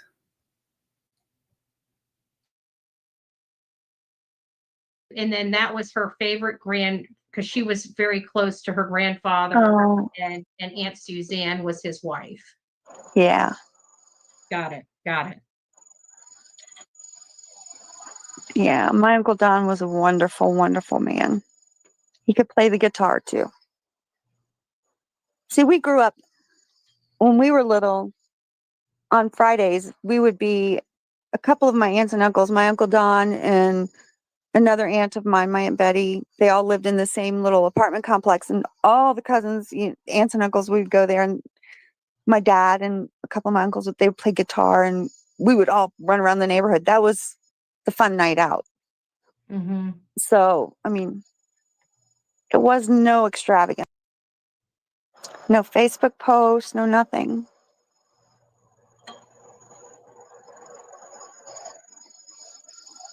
I feel like this next question is already answered, and but just to clarify, after watching Katie and her behavior in the multiple interviews, I don't want you to accuse anybody or anything like that, but do you, since her son's been missing, do you believe she's hiding something based on the behaviors you saw in those interviews?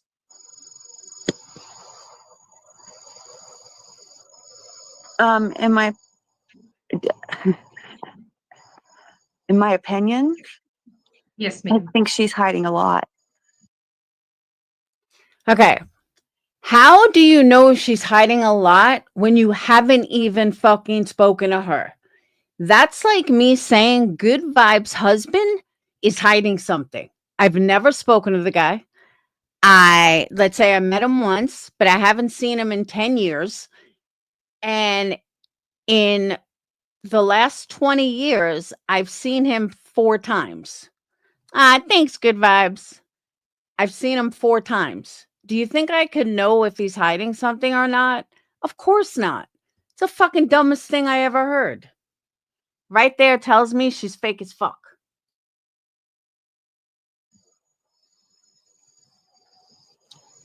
And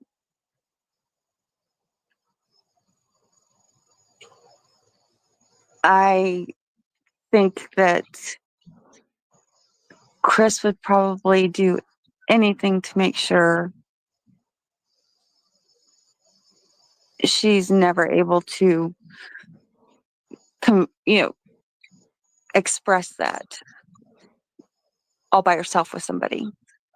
He is in control of the narrative at this point. He seems like he will protect her. And I don't think she's going to. Now, I think if anybody could get through to her, if she was hiding anything, it would be my Aunt Suzanne. Lord knows if my Uncle Don were alive today. I think he's probably rolling in his grave right now, but he would know. But if anybody in this family would know or could find out, it would be probably my Aunt Suzanne.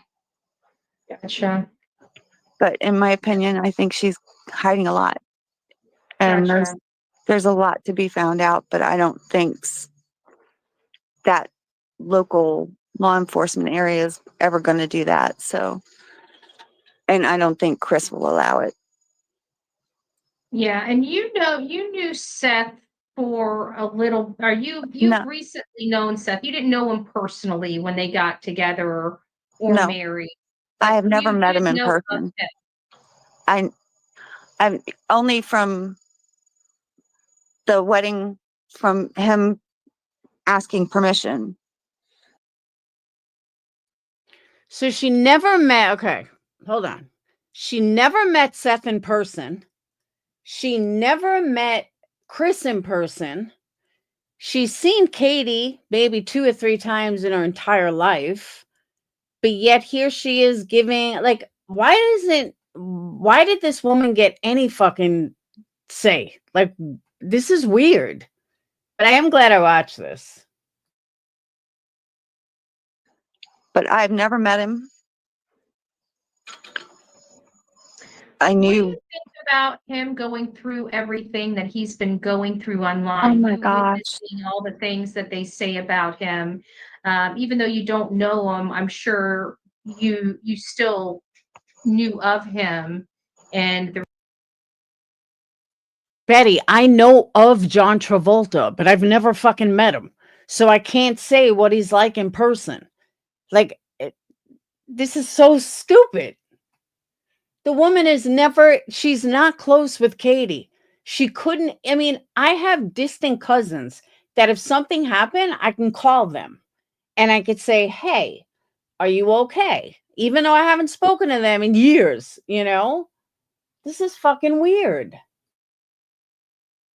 the relationship between him and Katie, what say you about these crazy bully campaigns? These, Oh I my don't know what gosh. else to call them. What say I?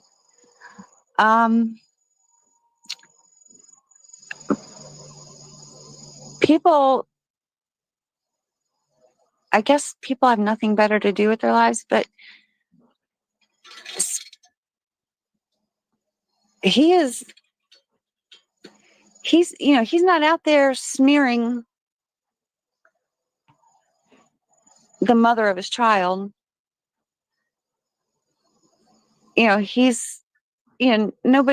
Sebastian's alive, nobody wants to hear that. Mhm. And he is getting dragged through the mud over lies. This whole grooming thing blows my mind. When I heard that, I was like, no, that's not true. And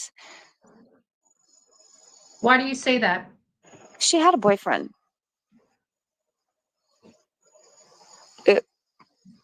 And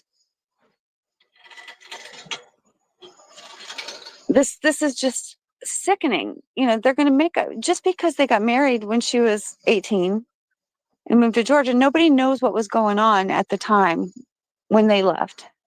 I do.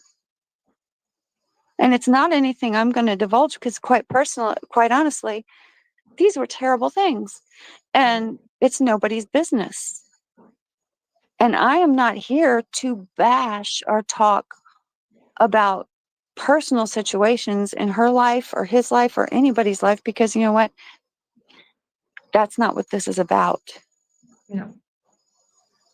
And that particular time probably was a very difficult time for Katie. But it wasn't him grooming. You're right. And she was over 18 No. And she graduated from Green Run High School. I know that. And was in culinary school and was a chef at a nice fancy restaurant at the oceanfront. So don't, he's not out there bashing her. And what gets me is she's not out there correcting it. It depends who you ask. From what I understand, from what Betty said, she actually found Betty. So I don't know. It seems to me like Betty and JLR, because back then they were friends, were the people that were looking her up, looking up her family, because that's what Betty does. That KP had a boyfriend when she was underage that wasn't him. Because it seems like a hate mission. It seems like I'm not done ruining you yet. I could be wrong, but that's my opinion. It just seems like it's one thing after the next because there's so much that could be said that she could be saying, and we don't hear it. Why?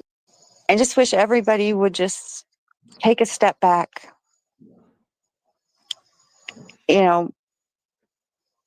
Read his name. Just look at his name.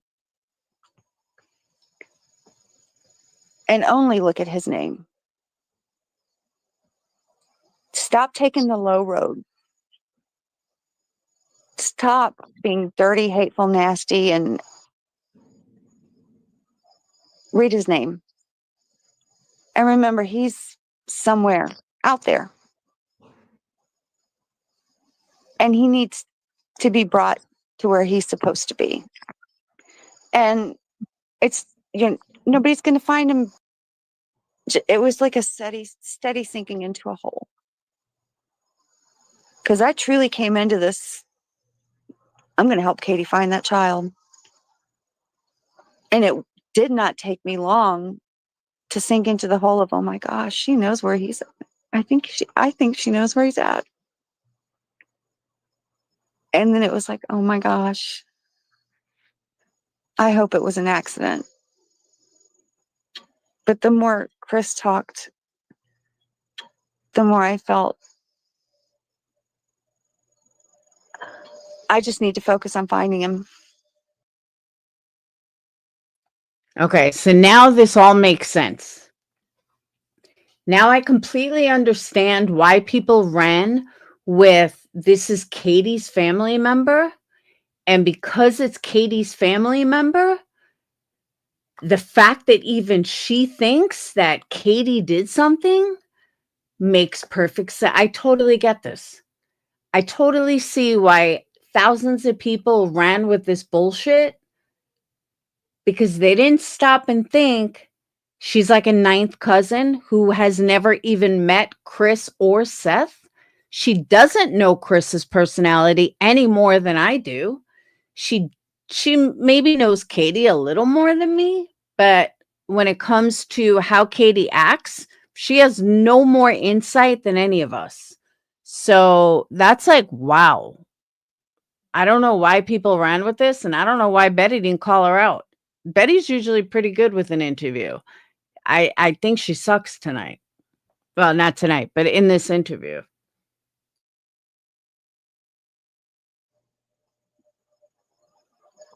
Because I don't think there's going to be anything from that side. And for everybody in the chat, focus on finding him.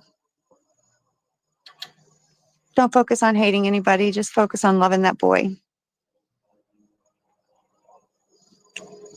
Pray for his father. Pray for everybody involved. And pray for Sebastian. Is there anything that you would like to, if you had an opportunity to say something to Seth, is there anything you would like to say to Seth? Oh, now I'm going to cry.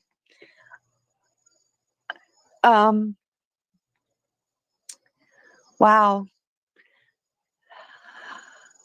I cannot imagine what it would be like 24/7 wondering where your baby is.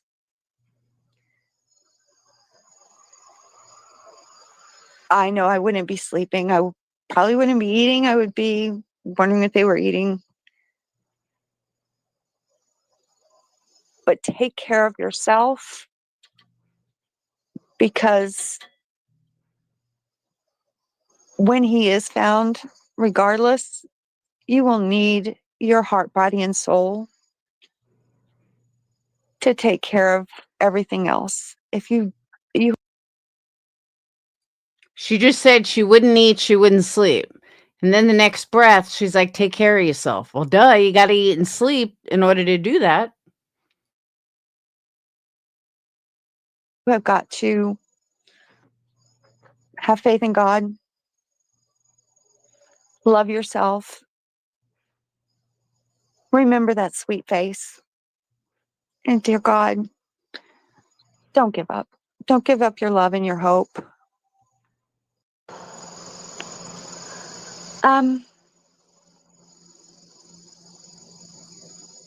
I'm sure there's plenty, but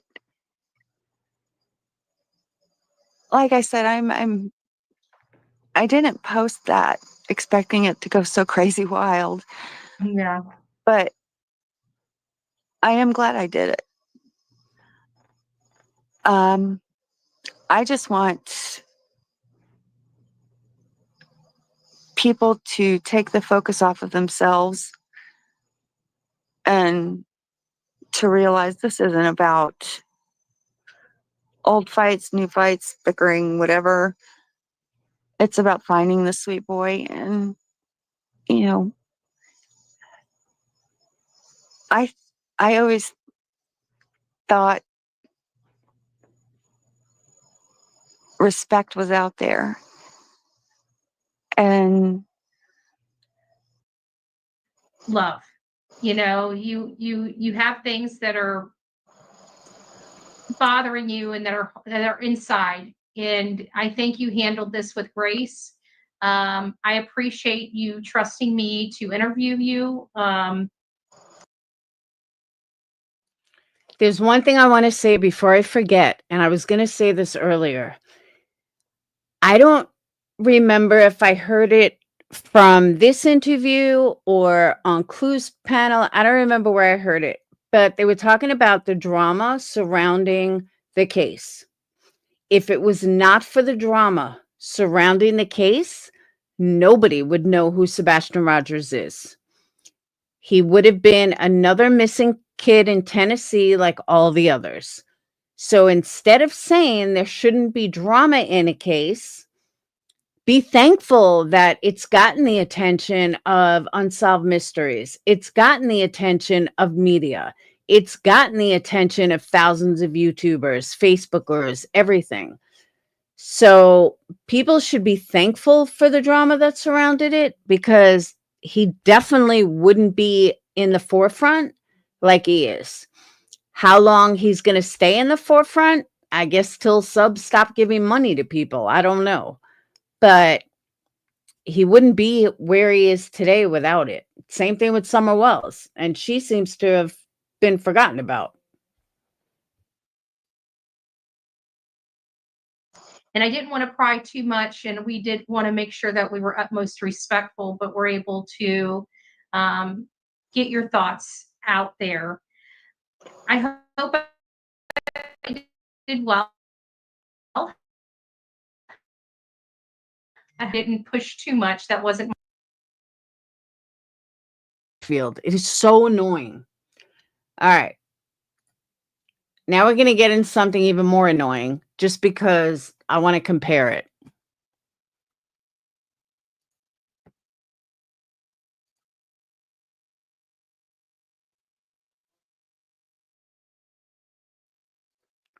All right. Clue.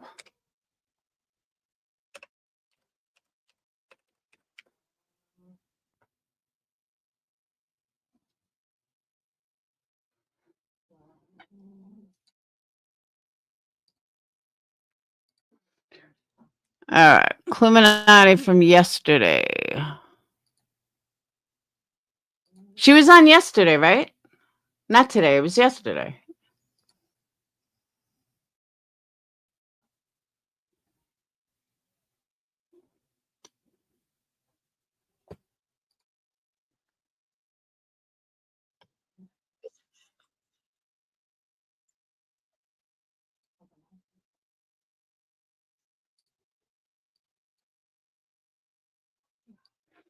Was she on in the beginning, middle?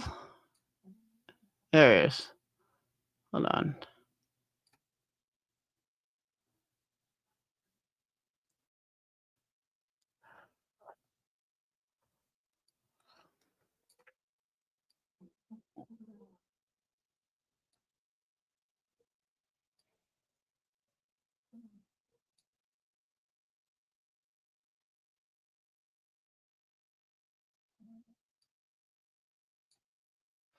All right. No, it was actually in the middle.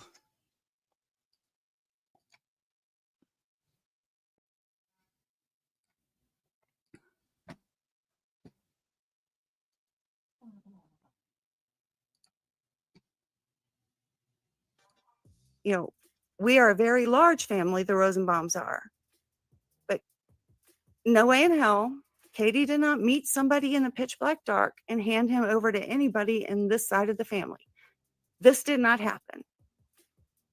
So then that got quiet for a while. And then this green hoodie person came up and they were saying, oh, this looks like Katie's mom. And I said, send me the picture. And immediately back, I'm like, no, I can tell you from looking at them, that is not any woman, girl, anybody of my cousins. We all have the same figure shape. And let me tell you, we've all got a fat ass shaped like a pear. Not any of us. Not her mama, not any of us. I'm telling you, none of us are involved. We all have the same. I mean, we don't all get along. Don't get me wrong. There's over 100 of us. Naturally, we don't all get along. But when it comes to something like this, we all have the same goal. We want them found. So when did you realize that you were lied to or whatever it was? Oh, I kept hearing, I would watch these live casts and I'm like, well, that's no, no. And then they just kept bringing up and they would bring up it would always revolve around Katie's mom. And I'm like, yeah, this has absolutely nothing to do with Sebastian missing. And enough already. We have, since this has started, we have had some of my cousins have had to have police called to their houses because of people picketing and screaming at them. My Aunt Suzanne lives in the house. At that time, my Aunt Suzanne lived in the house and Francis lived in like an attached trailer to the house. Mhm. They had to call the police there. People have been picketing outside their homes. Screaming and picketing, where's Sebastian? Where's Sebastian? We know you did something with him. She gave him to you. And it's like, Was no. it Betty? No, Betty did not go there personally. No. I couldn't say that. Betty's one of the people that do things like that. Yeah. Yeah. But she did not go there. Just making sure. But and then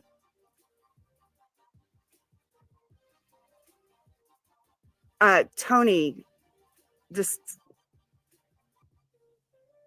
would say things to me on the phone that I knew weren't true. And I'm not going to repeat them because it's hearsay. But I knew that, I have no respect for Tony. So And you said that you emailed? Oh, I emailed Nick? Tony. I emailed Tony, Nick, Betty at night, the attorneys at night, and Dog, pointing out about those. I think at the time it was Exhibit 56 and 57. Ms. Yada, would you be willing to send me those emails I think at the time it was Exhibit. Somebody has to mute Sure. their YouTube. as whoever you just let up has YouTube playing? Yeah. I'd appreciate that, Ms. Yada. I think they may come in use. Thank you. I can write my email down for you, or Clue has my email. Granny, the emails have absolutely nothing to do with you. They cannot help you. They will do absolutely nothing for you. okay. If you wouldn't mind being the exchange there, Clue, I think they're very necessary. Whoa. I have whose email? I sent you an email yesterday. Oh. Clue doesn't check her emails. Either do I. That's so funny. She's So like, make sure oh. you got it, because I'm going to need that. If you wouldn't mind checking if you got her email, just so we can be sure. Oh. It'd be the easiest way to go about things. Yeah, I have it. Thank you. And I'm sorry that you were intimidated, Miss Yada. well, you know, they keep talking about threats and fear, and the only time the only people that have really put me in true fear were them. It's ironically what the tacos reported back too. So you never been threatened or fearful of me, have you? No, No, you probably don't even know who I am. no. The only I didn't even know your name until it was like in the injunction. I'm like, okay. Yeah. Because Granny knows absolutely nothing about the law. And she thinks that hearsay is going to help her. Not at all. Thank you, Kelsey. Kelsey, I know you're due for some candles. And what'd she do? Nothing. And then this whole cycle came around again the other day when Betty did this whole rant about Francis and, Katie bringing Sebastian to the funeral, which, by the way, there was always 30 to 40 people coming and going to my aunt's house. My aunt, which Sean had always respected. And yes, Francis was there. It was her father. But my cousin and his wife stayed the night over there for the funeral too. And by no means would my Aunt Suzanne ever put Sebastian in a position in harm's way, ever. And he knows that. And when Beth gets here, I'm trying to confirm this whole welfare check call. If he did that, it was for spite. Because he knows that Sebastian would have been with his great grandma Suzanne. Have you and your I family never once been visited heard by the police? Nobody ever once mentioned to me anything about him doing that. And I've talked to him a few times, and he knew I was at the funeral, and he never once mentioned anything about him having to do a welfare check. There was no written agreement that Sebastian couldn't be anywhere near his grandmother. I mean, he just didn't want her near him, which I wouldn't want her left alone with him but he was there with his great grandma. So the rumor about Sebastian being left with Katie's mother, you find to be untrue. There's no way. Thank you. Katie would not do that. That's important. No way. Oh, Katie wouldn't do that. That's not what she said 5 months ago on Betty's panel.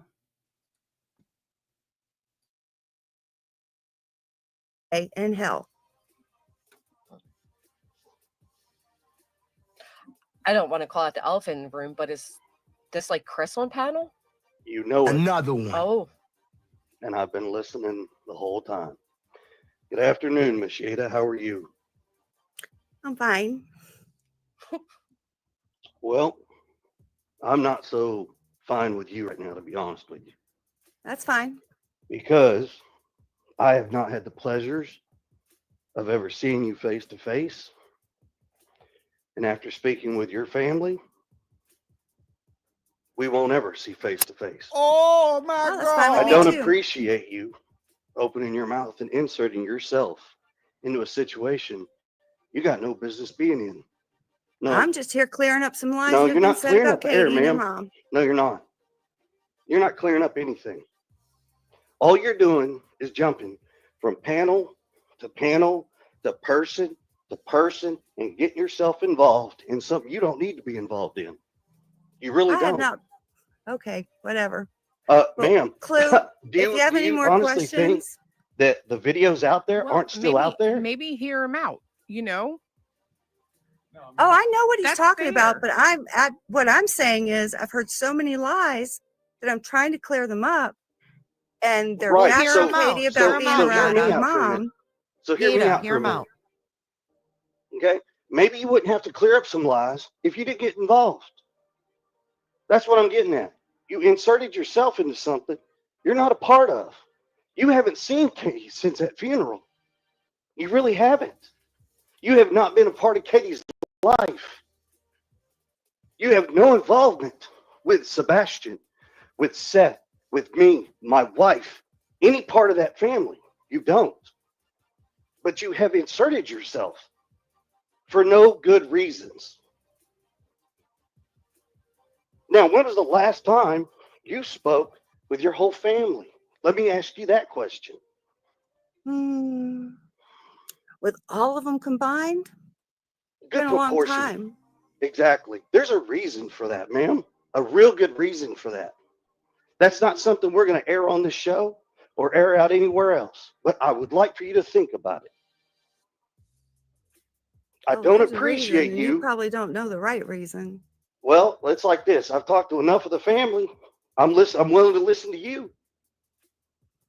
Oh, I'm not giving my reason on live. Yeah, don't Okay, do well, anything I would on be the more show. than happy to talk to you offline. I am I more than think happy that's to a talk really to you. good idea, actually. I I would do be think happy to you hear guys it. should have a conversation, not I in will front of ask YouTube. you publicly from this day forward, don't speak about Sebastian. Don't speak about Katie. Stay out of this situation. You're doing nothing for it. You're already sitting here trying to, what you're calling, squash the lies. That's fine. Squash the lies with the proof. Bring the receipts, bring paper to the table, not verbal. You can't prove a verbal situation unless you have a recorded session of it. So once again, it's your word against everybody else's words, and then so on and so on. So once again, it does nothing for this situation. So I'm asking you politely, don't speak about us anymore. Don't bring this up to anybody else because your involvement is not welcomed. Okay, It's so really Granny, not. you don't want that email? You can give that hurt. I'm telling you from me about my wife, my son, even about Seth. Don't speak about us anymore. Okay. Period. You leave it alone. We do not welcome you into this conversation. We don't welcome you into this situation. Well, I would Part love of it. to talk to you privately. I think that's a great idea, actually. Is there, Chris? Can I send you her email address? Well, yes, ma'am. That would be great. And Miss Ida, if you want to chat, we can chat on the phone. I'm okay Send me with an that. email with a phone number, and I'd be happy to. I can do. Okay. I can email her your number if you want me to. I'm fine with that. Either way. Okay.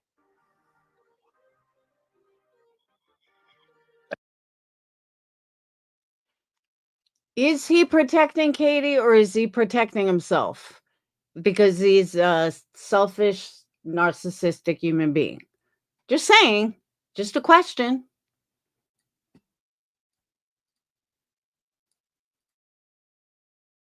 I think that's the best way to handle it. And Granny, once I get your email, I'll send you those emails as well. I'd really appreciate that, Yada. Anything you need to do to help her, please. Help her, help everybody in this situation. I'm just asking nothing else from here forward. That's all I'm asking.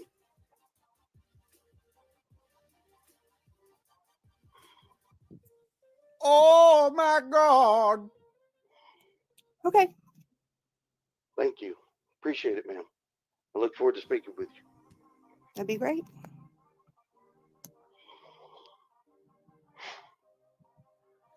Chloe, I'm gonna hop down. There's some other shit I Okay. need to take care of, but thank you. Uh-huh. Sorry, ladies. Bye, Chris. Bye. Bye. Do I need to kick you? Oh, you got it. All right.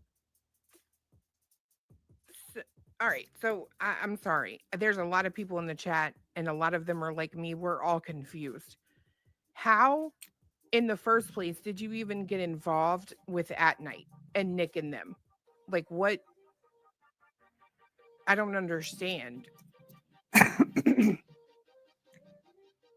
They were contacted by Tony and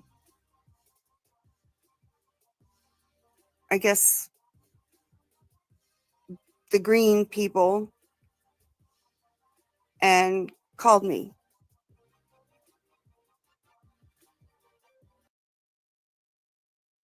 Okay, now that's a lie because we know that she just made a post and Betty read it. And that's how they connected. So why is she lying now? Okay. Just. But at this point,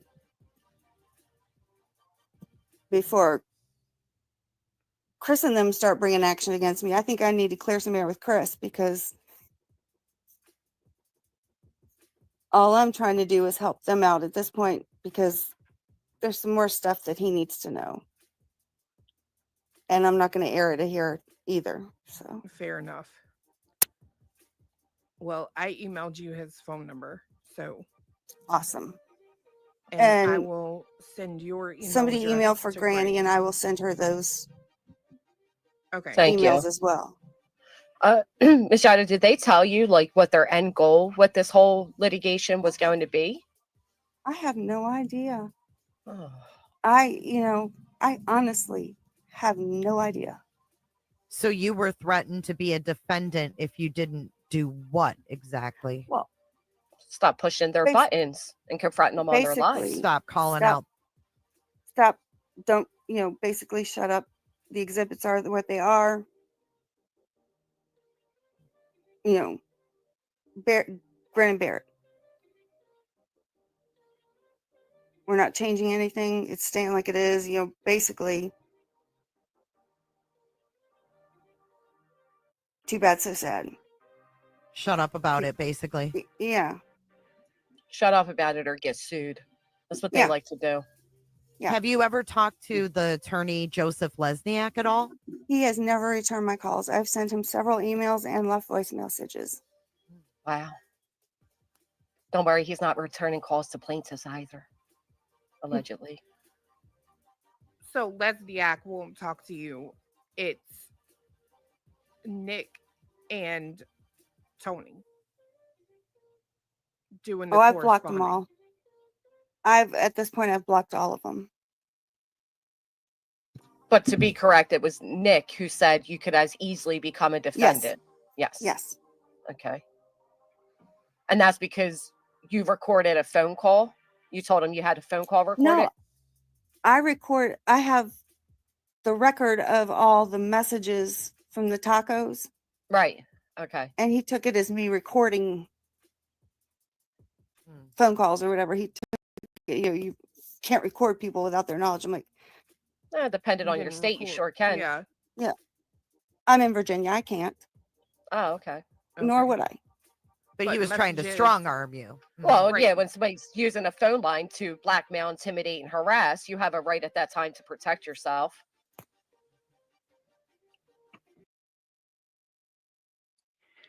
Chris and Katie flow out better than Katie and Chris. It just rolls off the tongue easier. If it was like John and Amy and John could go either way. But Chris and Katie just flows better than Katie and Chris. I don't know why, it just does. But yeah, it was So you retained a lawyer to protect yourself? Yeah. Yeah. And I mean, nothing's come of it, but still, No. I don't trust one day to the next. And that's smart. I'm Did you give your lawyer a rundown on everything? I did. What did they think? They think it's crazy?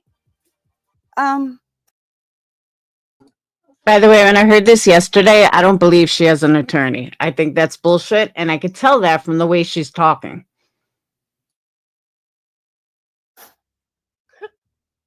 They all they did was just shook their head and said, YouTube. Yeah. Yeah. Oh, I don't know anybody from Washington State. So Yada, how did you I didn't watch your interview with Bullhorn Betty, so I don't know what was said there. I know a lot of people are upset by whatever was talked about in that interview. But how did that whole thing come about? Mostly because JLR doxed my family's Facebook pages at the very beginning and started posting pictures of all the girls. It was when the picture came up, the sighting at Grandfather Mountain. Mhm. And he somehow doxed all of our private Facebook pages and was posting pictures of us. He had pictures of my cousin Beth. He had pictures of even my mother, who had just gotten out of the hospital, we thought we had lost my mother. She had been in the hospital for almost 3 weeks. So Betty This reached could be out. her. This could be her. And yeah. And Do you realize? No, Jay.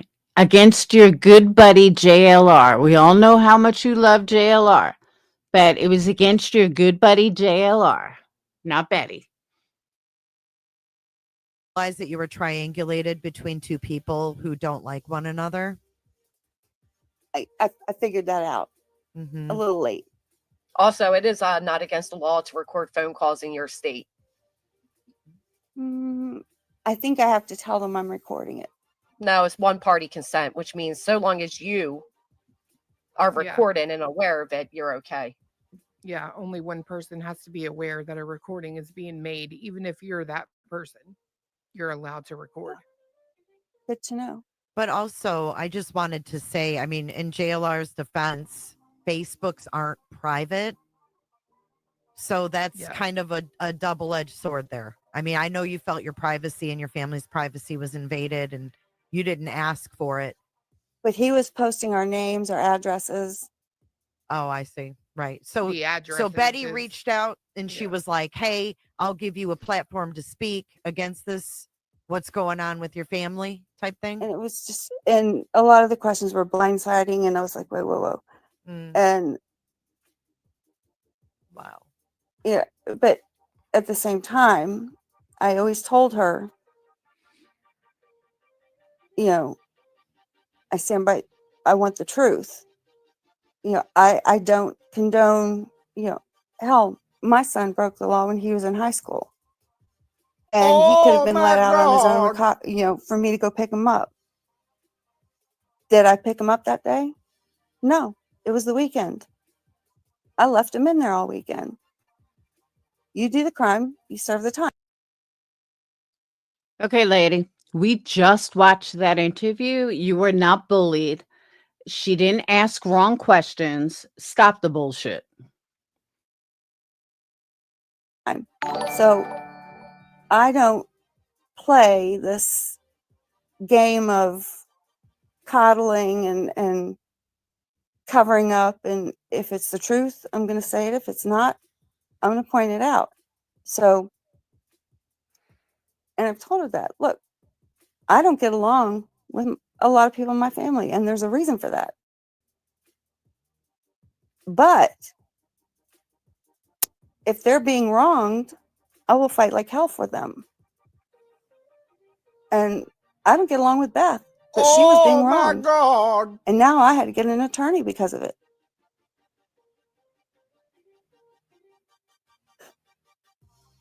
So do you feel that Bullhorn Betty tried to make you implicate your cousin Katie in the disappearance of her son? She flipped shit when I came after her live about, was it Saturday or Friday when she did that Sebastian around the RSO thing. I went straight up after her on that live in her chat and everything. And I'm like, stop. It seems like you guys run out of things to talk about. So you flip right back at my family, the Rosenbaums. I'm like, stop. It's already been debunked. And she's like, I know you're just not going to like me saying this. And I'm like, no, I'm sick and tired of it. Unfortunately, you were dealing with someone who has zero integrity, and I'm sorry that that happened to your family. Well, I wonder if that's how the Proudfoots felt when you went around spreading rumors about them. I've never talked about the Proudfoots. I don't. Well, you did. I thought you meant the Bauer Soxes. No. No. Unfortunately, your whole family's in this unfortunately, I watched all the videos, and yes, everybody has their own opinion. Like I said, I don't condone, and I call it like I see it, and I have seen all the videos, and I don't condone Sean either. I don't feel that he's an innocent bystander in any of this by any means. He is just as shifty. So, to me, in my opinion, and I don't care if Chris calls me out on this either. Another one. I don't believe any of them. I think there's somewhere in the middle. There's the truth somewhere in the middle, and it just seems like the whole truth and nothing but the truth isn't coming from any of them, and that's my opinion. That's fair enough. Now, have you ever spoken to Seth since all of this? I have spoken to him. Yeah. And things that he has said to me over phone conversations has been different than things he said on his YouTube. I don't listen to him on YouTube anymore. Very interesting. I see him raking in money and telling stories, and it's like, no, okay, no, okay. Does anything in particular stand out to you that was different than what he said on the phone, or?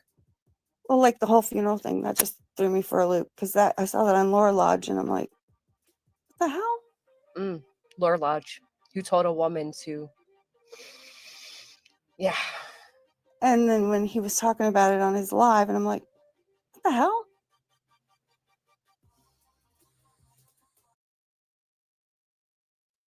Yeah, Betty had interviewed her first 5 months ago, and that's the interview we just watched. Totally different story. What happened in between? I don't know. But Granny gets crazy. Like, she's so fucking dumb. Yeah.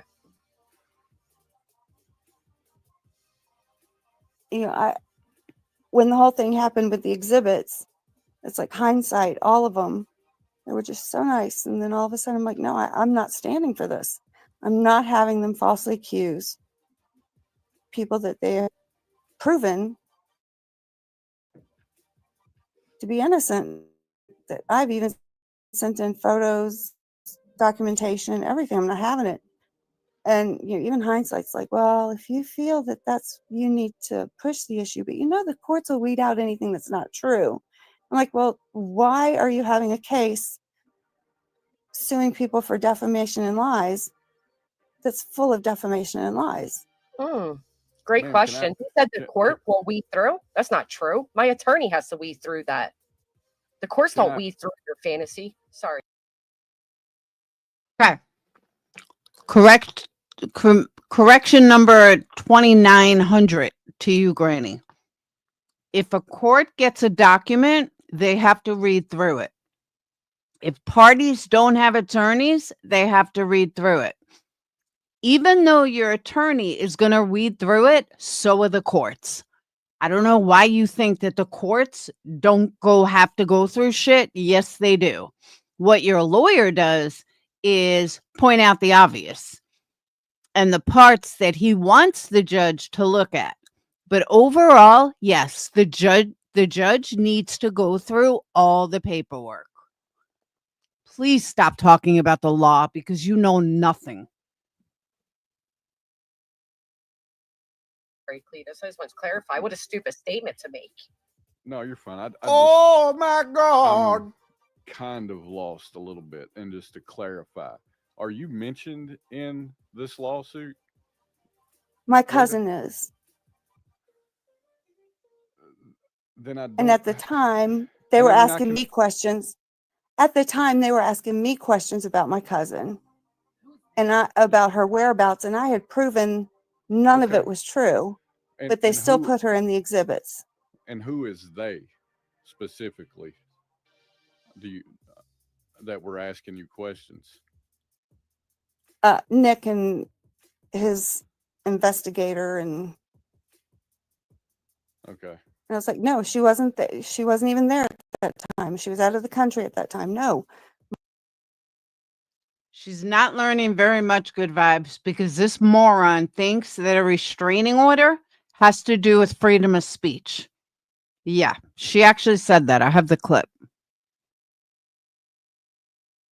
My cousin, my niece and her daughter were staying in the camper. Well, no. And I mean, all of that's neither. It's honestly, it's probably not for a public platform, right? But I was trying to understand, with all due respect, your relevancy to the lawsuit at all, because that, in all But the fairness lies were to put in the lawsuit. Well, I understand, but are they lies on you? They were based on what she said I said. And I did not say them, and I have the proof I did not say them. So maybe I can help clear this up a little bit, Cletus. So that is exactly what Mrs. Michelle said. She doesn't want to be called burrito. She said the same thing. She said, as far as any of the other information about Beth, that information came from Katie's cousin, Yada. So that was her understanding, is that you gave that information. Yeah, right. And I have proof that I did not. So I she have got all those involved to receipts. defend herself, is what she's saying, right? Thank you, Randy, because I was sitting here like, because I do find it rather interesting. I'm just sitting here taking it all in for a second, but I do find it rather interesting that all of a sudden Burrito was out here, doesn't want to be called Burrito. There's a bunch of lies. They twisted my story, but all the information that I was giving them was coming from Yada. And I have all the proof that that is not true. And I provided it to So everyone. Can I ask a question then? I mean, this is just where my head is at. Why come out on a public platform and talk about any of this at all instead of just handling this legal matter privately? I tried. It's just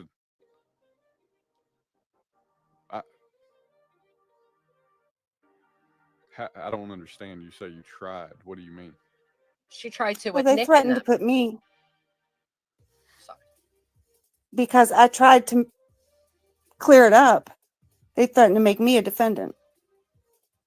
So your response to their threat is to come out publicly state your story.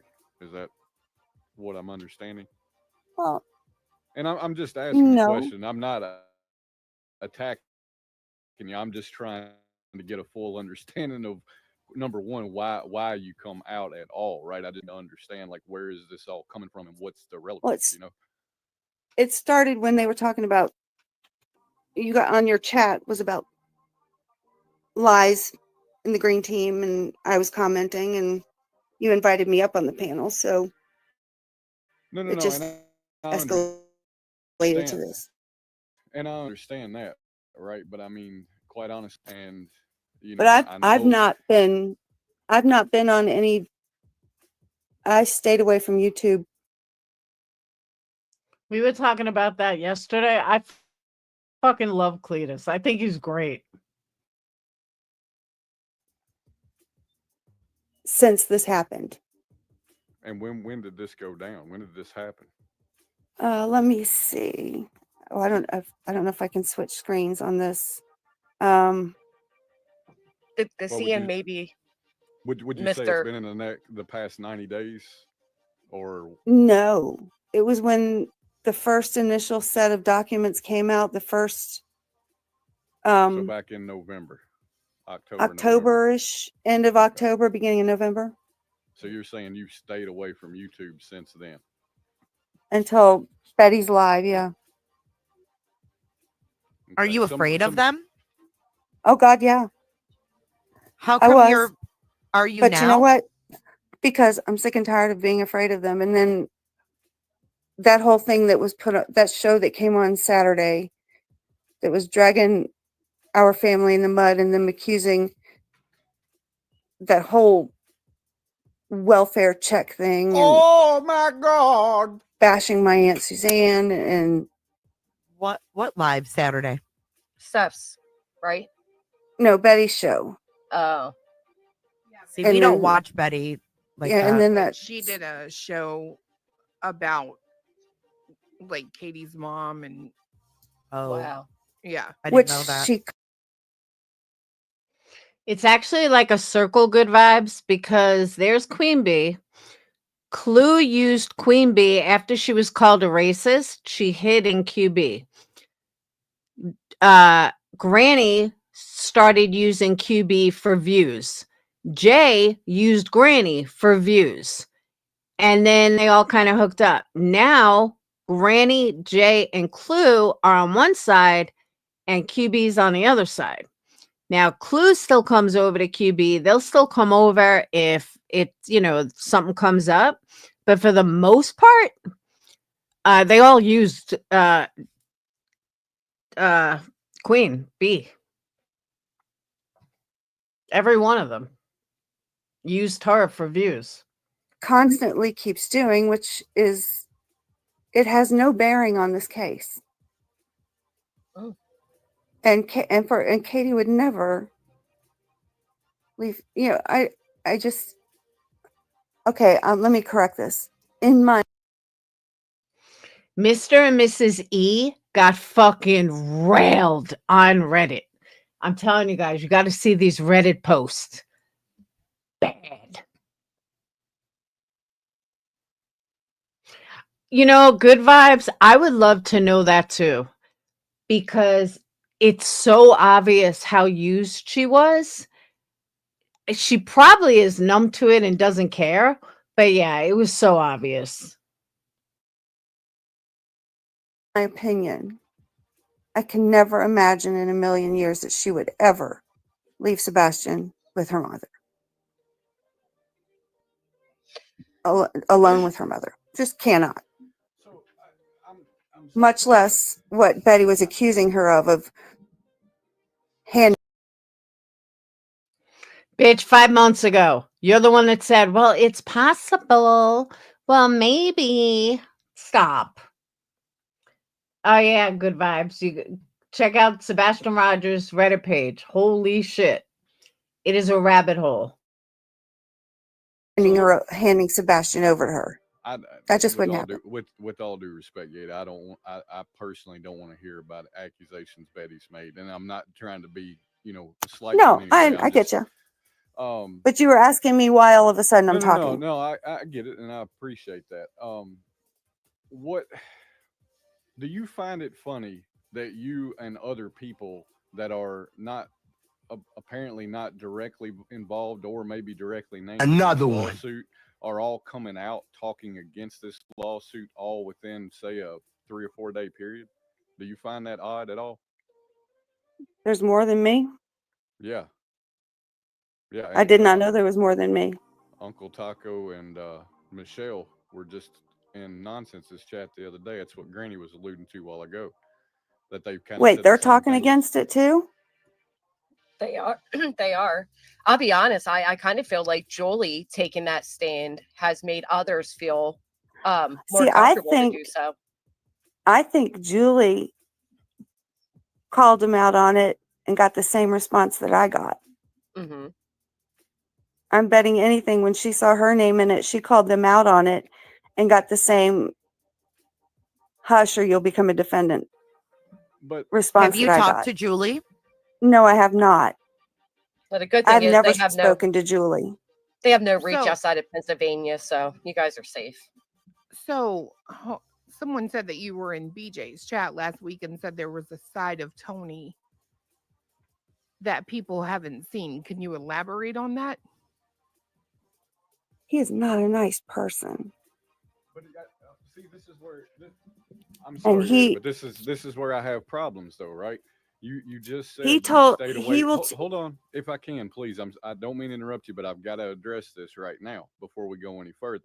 You just said that you had stayed away from YouTube until Betty's live, and now you're speaking out. But you're acknowledging you were in BJ's chat last week talking about Tony. So which is it?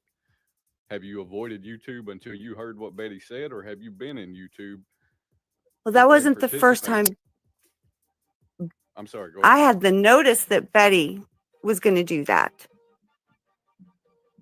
And then I saw Julie. Well, actually, you know what? It was Julie's thing where the big thing where she saw her name. And I heard that they were going after Brittany Joe or something and they were talking about Julie going off because her name was in that thing. And that's what made me look at it. And all they kept talking about. Good vibes. It's the ultimate grift. Just sue. You'll raise plenty of money around here, depending on which community you're in. So yeah, I'm not shocked. About in that thing was how wonderful Tony was and how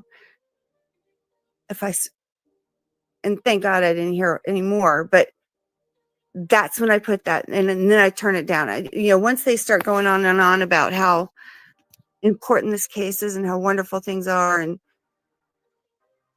I did put in there also, I bet the same thing happened to her that happened to me. And that was the last comment I made.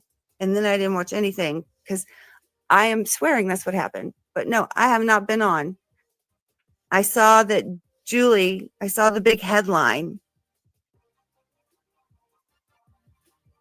And I did see that one. And that I did make that comment.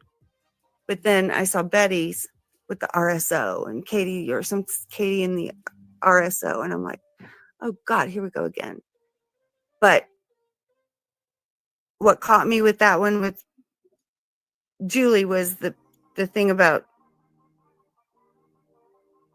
I saw the headline about her going after Brittany, and it had to do, oh, see, I'm already getting messages from Hindsight. So I've got another question. From who? Hindsight. I just- Hung's on Hindsight. Twitter going off. They're all going off. Hung, by the way, your entire legal filing is the worst legal advice I've ever seen. The day I take anything you have to say about legal matters seriously is the day you win. When's your court date for the Mercy filing, Hung? By the way, have you ever heard of a man named Alex? Do you know Alex Swan or Swanson? Has he ever reached out to you? Oh, I just got a Alex? message. I just got a nasty gram from Betty too. Yeah, Oh, keep a really? recording of that so we can show how quickly the Oh, actual please enterprise do starts tell. threatening people. Yeah, what's it read? Do Read it out tell. loud if you wouldn't mind. Oh yeah, baby. Now I'm gonna go all in on your family. Oh, sounds like a threat. That is Intimidation. a threat. Wow, from a plaintiff. And the family already has how many restraining orders? Course tomorrow, right? Bro, Maybe for you and real. Chris need to speak sooner. Wow. As if she's not in enough hot Oh my water. God. Now I'm going to go all in on your family. What a threat. That's scary. She's in Tennessee. I take that very seriously. Maybe Chris Proudfoot Oh needs to my hear that and quickly. God. What does that mean, Betty? Maybe you could send that to Chris Proudfoot. Yeah, maybe it could get Yeah. right over to Oh the my PA in time God. for court tomorrow I think she's frozen because she's checking her messages or because something. she went out of screen. I mean, listen. I know Yada said a lot of Okay, I'm things, back. but obviously nobody deserves the intimidation they put on people. Look at her phone going off, and they're already on Twitter intimidating her, sending her personal message. Nobody deserves this. No. This is an enterprise. I would speak to your lawyer about these intimidation and threats. That's not right. Oh my God, stop with the fucking lawyers. These people are going to make lawyers rich. Stop with telling people to waste their fucking money giving someone's mad who lives in another state. Oh, give this to your lawyer. Your lawyer charges you. Stop fucking telling people to speak to their attorney. Give it to your lawyer. Fucking handle it like adults. You can't I speak. Her agree. screen's out. You can't. I you wouldn't guys put can't up see with this shit, frozen. Ada.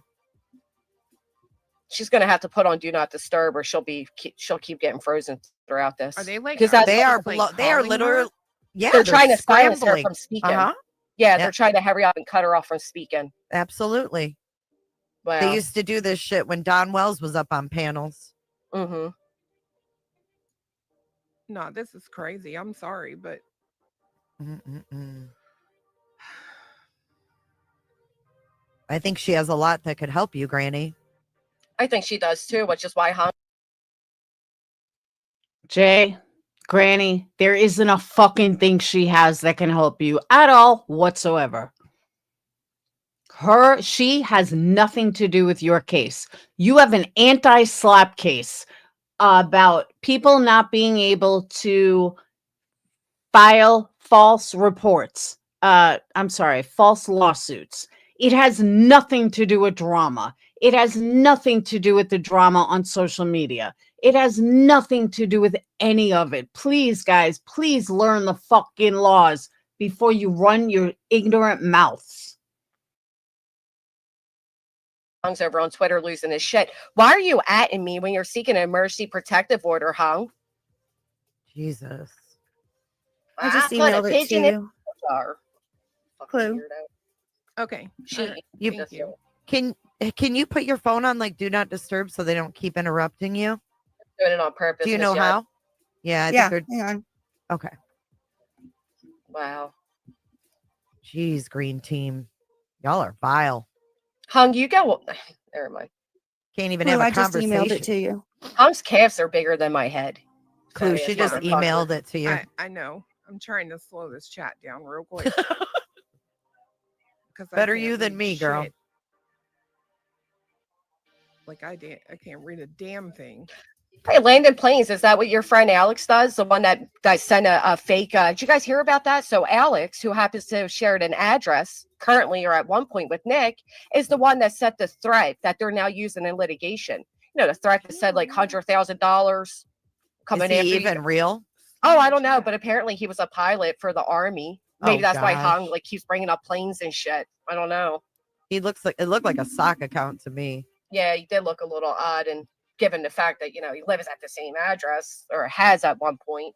Very interesting though that intelligence group isn't smart You enough want me to read this? watch their tracks a little No, bit. is that from Betty? Yeah. Send it to Chris.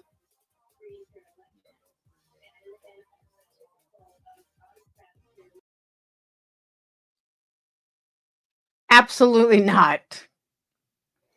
Where did you hear that? They can get legal fees, lawyer fees. That's it. That's all they can get if they win.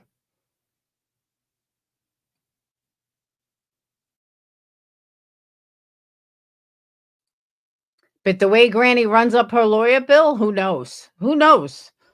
But no, they can't get Brittany's house.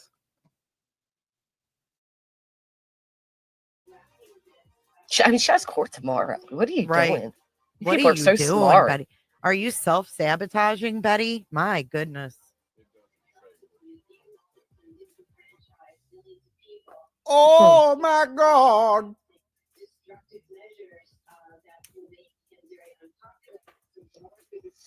Oh my. He had her froze again. What do you think, Clue? I think I would be contacting the police, but that's just me. Is it that bad, Chloe? I can tell you I would Wow. call them. Yeah, I mean, even the Wow. first bit that I heard was bad enough. I'd call. Now that I agree with you, good vibes. I don't think she realizes the mess she's involved with. I totally agree with that. But I also don't believe it's ever going to go anywhere. The reason I say that, anti-slap is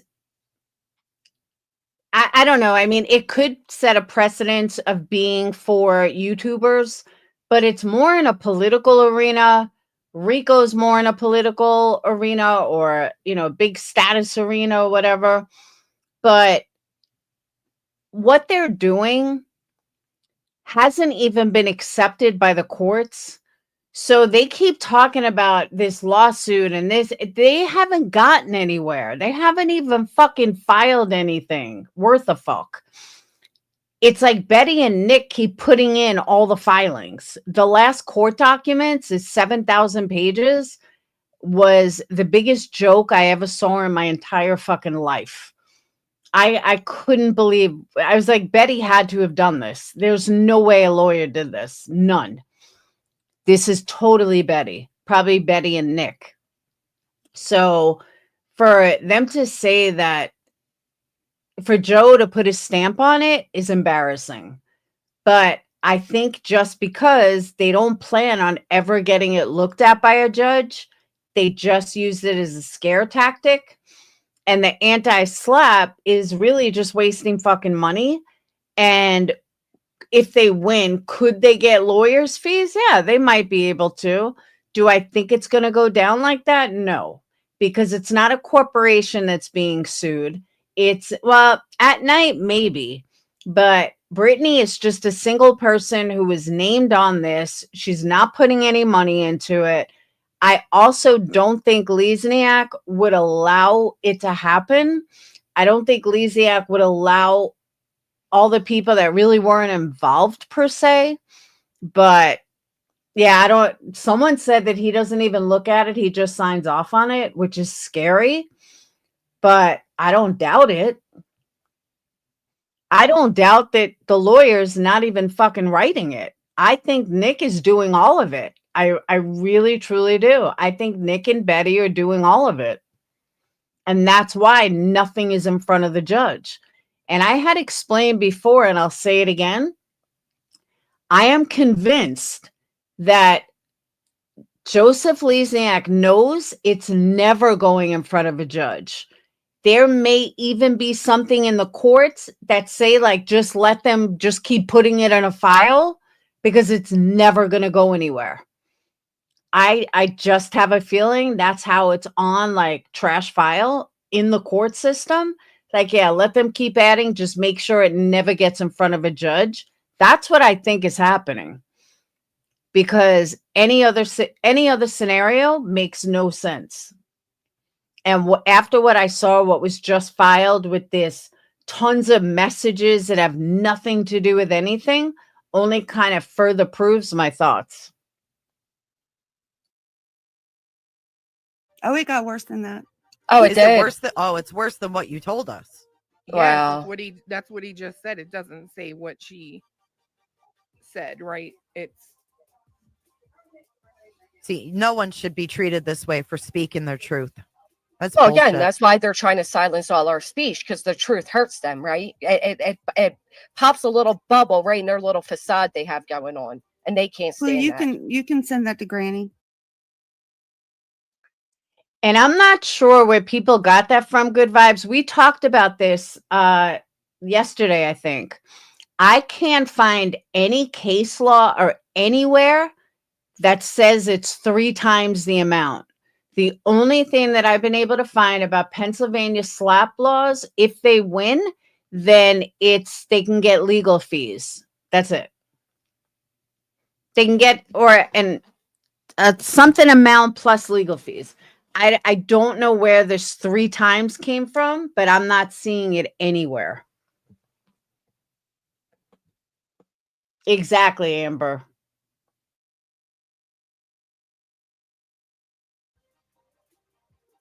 I'm so sorry.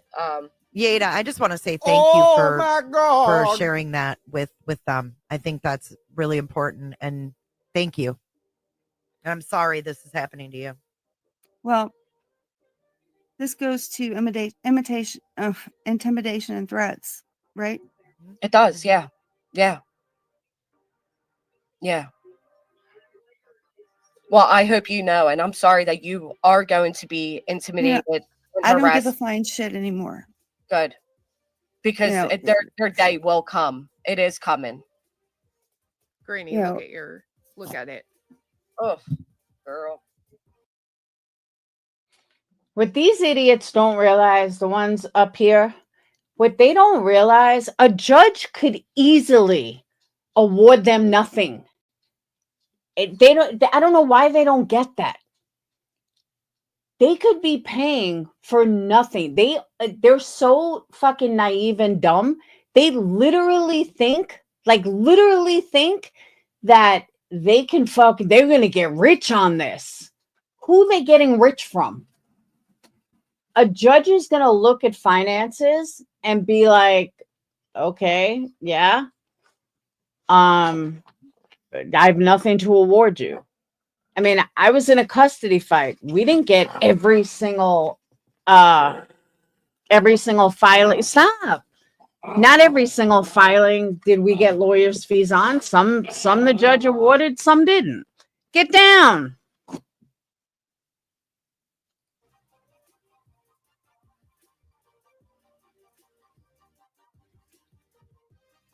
Ooh, y'all are more calm than me. I'm trying to tell you, I'd lose my fucking mind. no, I am shocked. Oh I'm my serious. God. You see what I mean about the sound effects? It's like you're getting too many super chats. Turn off the sound effects. Like, But Are you okay, Yada? I'm perfectly fine. But it's like I said, I do not get along with a lot of people in my family, but you don't fuck with them when they've done nothing wrong. And I stand for what's right. And that last live she did, and some of the other stuff she said that I've called her out on, was trash. It was nothing but it was a pure, oh, you know what? unadulterated. I mean, I don't even have words for it. And I even told her that. But do you see now what she's done to Chris and Katie and Well, their and- extended family? Well, see, that's just it. Oh, That's for them too. This message Go is to court tomorrow. What, Granny? This message is literally horrific. Right. Horrific. Oh my God, the message was not even that bad. I don't know why everyone made so much more out of it than it actually was. Like the first line was bad, the rest was just someone mad. But I didn't realize I've been on this long, but I want to play this clip first. Hold on. Stop.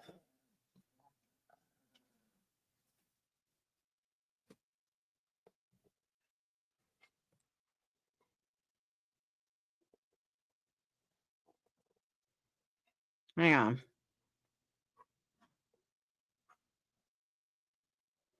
Where'd it go? Is this up? Yeah. So, because I know the basics of litigation, restraining orders are an attempt to take away somebody's freedom of speech.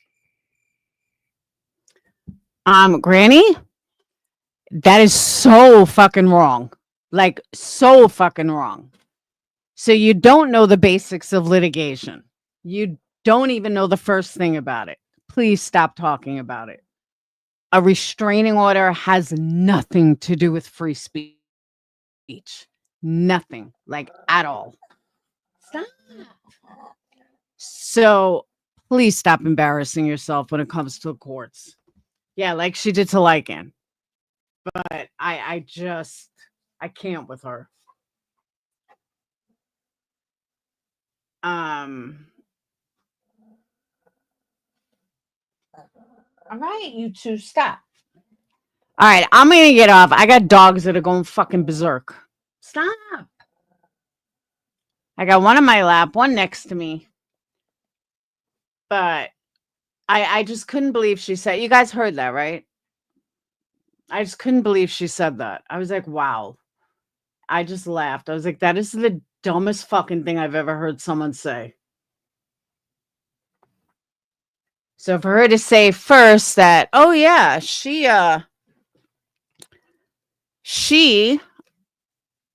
knows about litigation. No, you don't. Even though you're in it, you still don't know. Crazy. Crazy.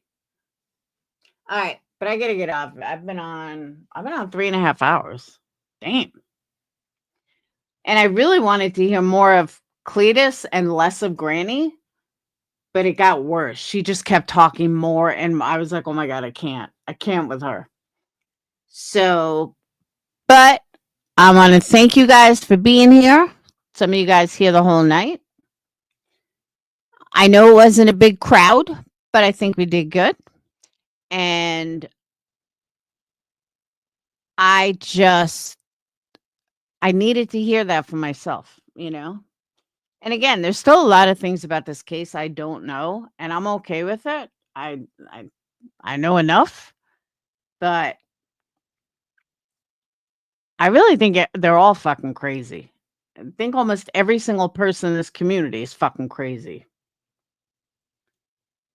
Oh, exactly. Good vibes. Since I'm repainting my room, I took my bed, which is like a 10-inch mattress, and put it on top of Phoenix's, which is a 10-inch mattress. And I've been sleeping on that with Winston, and he's like, it's so high, he won't even jump off. But the good thing is, the dogs can't jump on it. So I finally got a good night's sleep last night. But yeah, Karma will freaking take a tennis ball and throw it at me. I'm like, hello? But yeah, doesn't matter where. It's crazy. So I can relate to that. Good vibes. My room should be done by tomorrow. And then I got to put it all back together. I know they're going to bug me again. So, all right. I will see you guys later. Have a wonderful night. That's it. Peace. Oh, and thank you guys for super chats. We had a great night. Yeah, they're all fucking crazy. They are. They really are. Not one of them has a fucking brain. And they all lie, and they're all full of shit. Except Cletus. I like Cletus. Cletus is straight up. But all right, I will see you guys tomorrow. Have a wonderful night. Peace. Oh, I forgot. Don't forget, order your candles. EnergyCandles.com. ENERGIE. Candles.com. You won't be disappointed. Subscriptions going out tomorrow. And that's it. I'll see you guys later. Oh, we also got some new products in. I forgot. We got what are they called? Rich people use them to put out candles. I always forget what they're called. You know what I'm talking about? Those I don't know why I can't think of the name. My mind is blank. But you put them. Yes, snuffer. I don't know. I joke around about rich people because to me, I just fucking blow it out. But rich people, they use snuffers to put them out. And we got them. I'm going to try to engrave them. I don't know if I can do it without Phoenix, but I'm going to try. And yeah, snuffers. So subscriptions, you guys are getting one. But yeah, like I said, I just call them what rich people use. Because I don't know. I don't really see the point. To me, just blow it out. But you're not supposed to. So we got snuffers in. And that's it. All right. I will see you guys later. Well, good vibes. Now you'll have a snuffer. Now you'll feel like a rich person. All right. So, all right. I will see you guys later. Peace.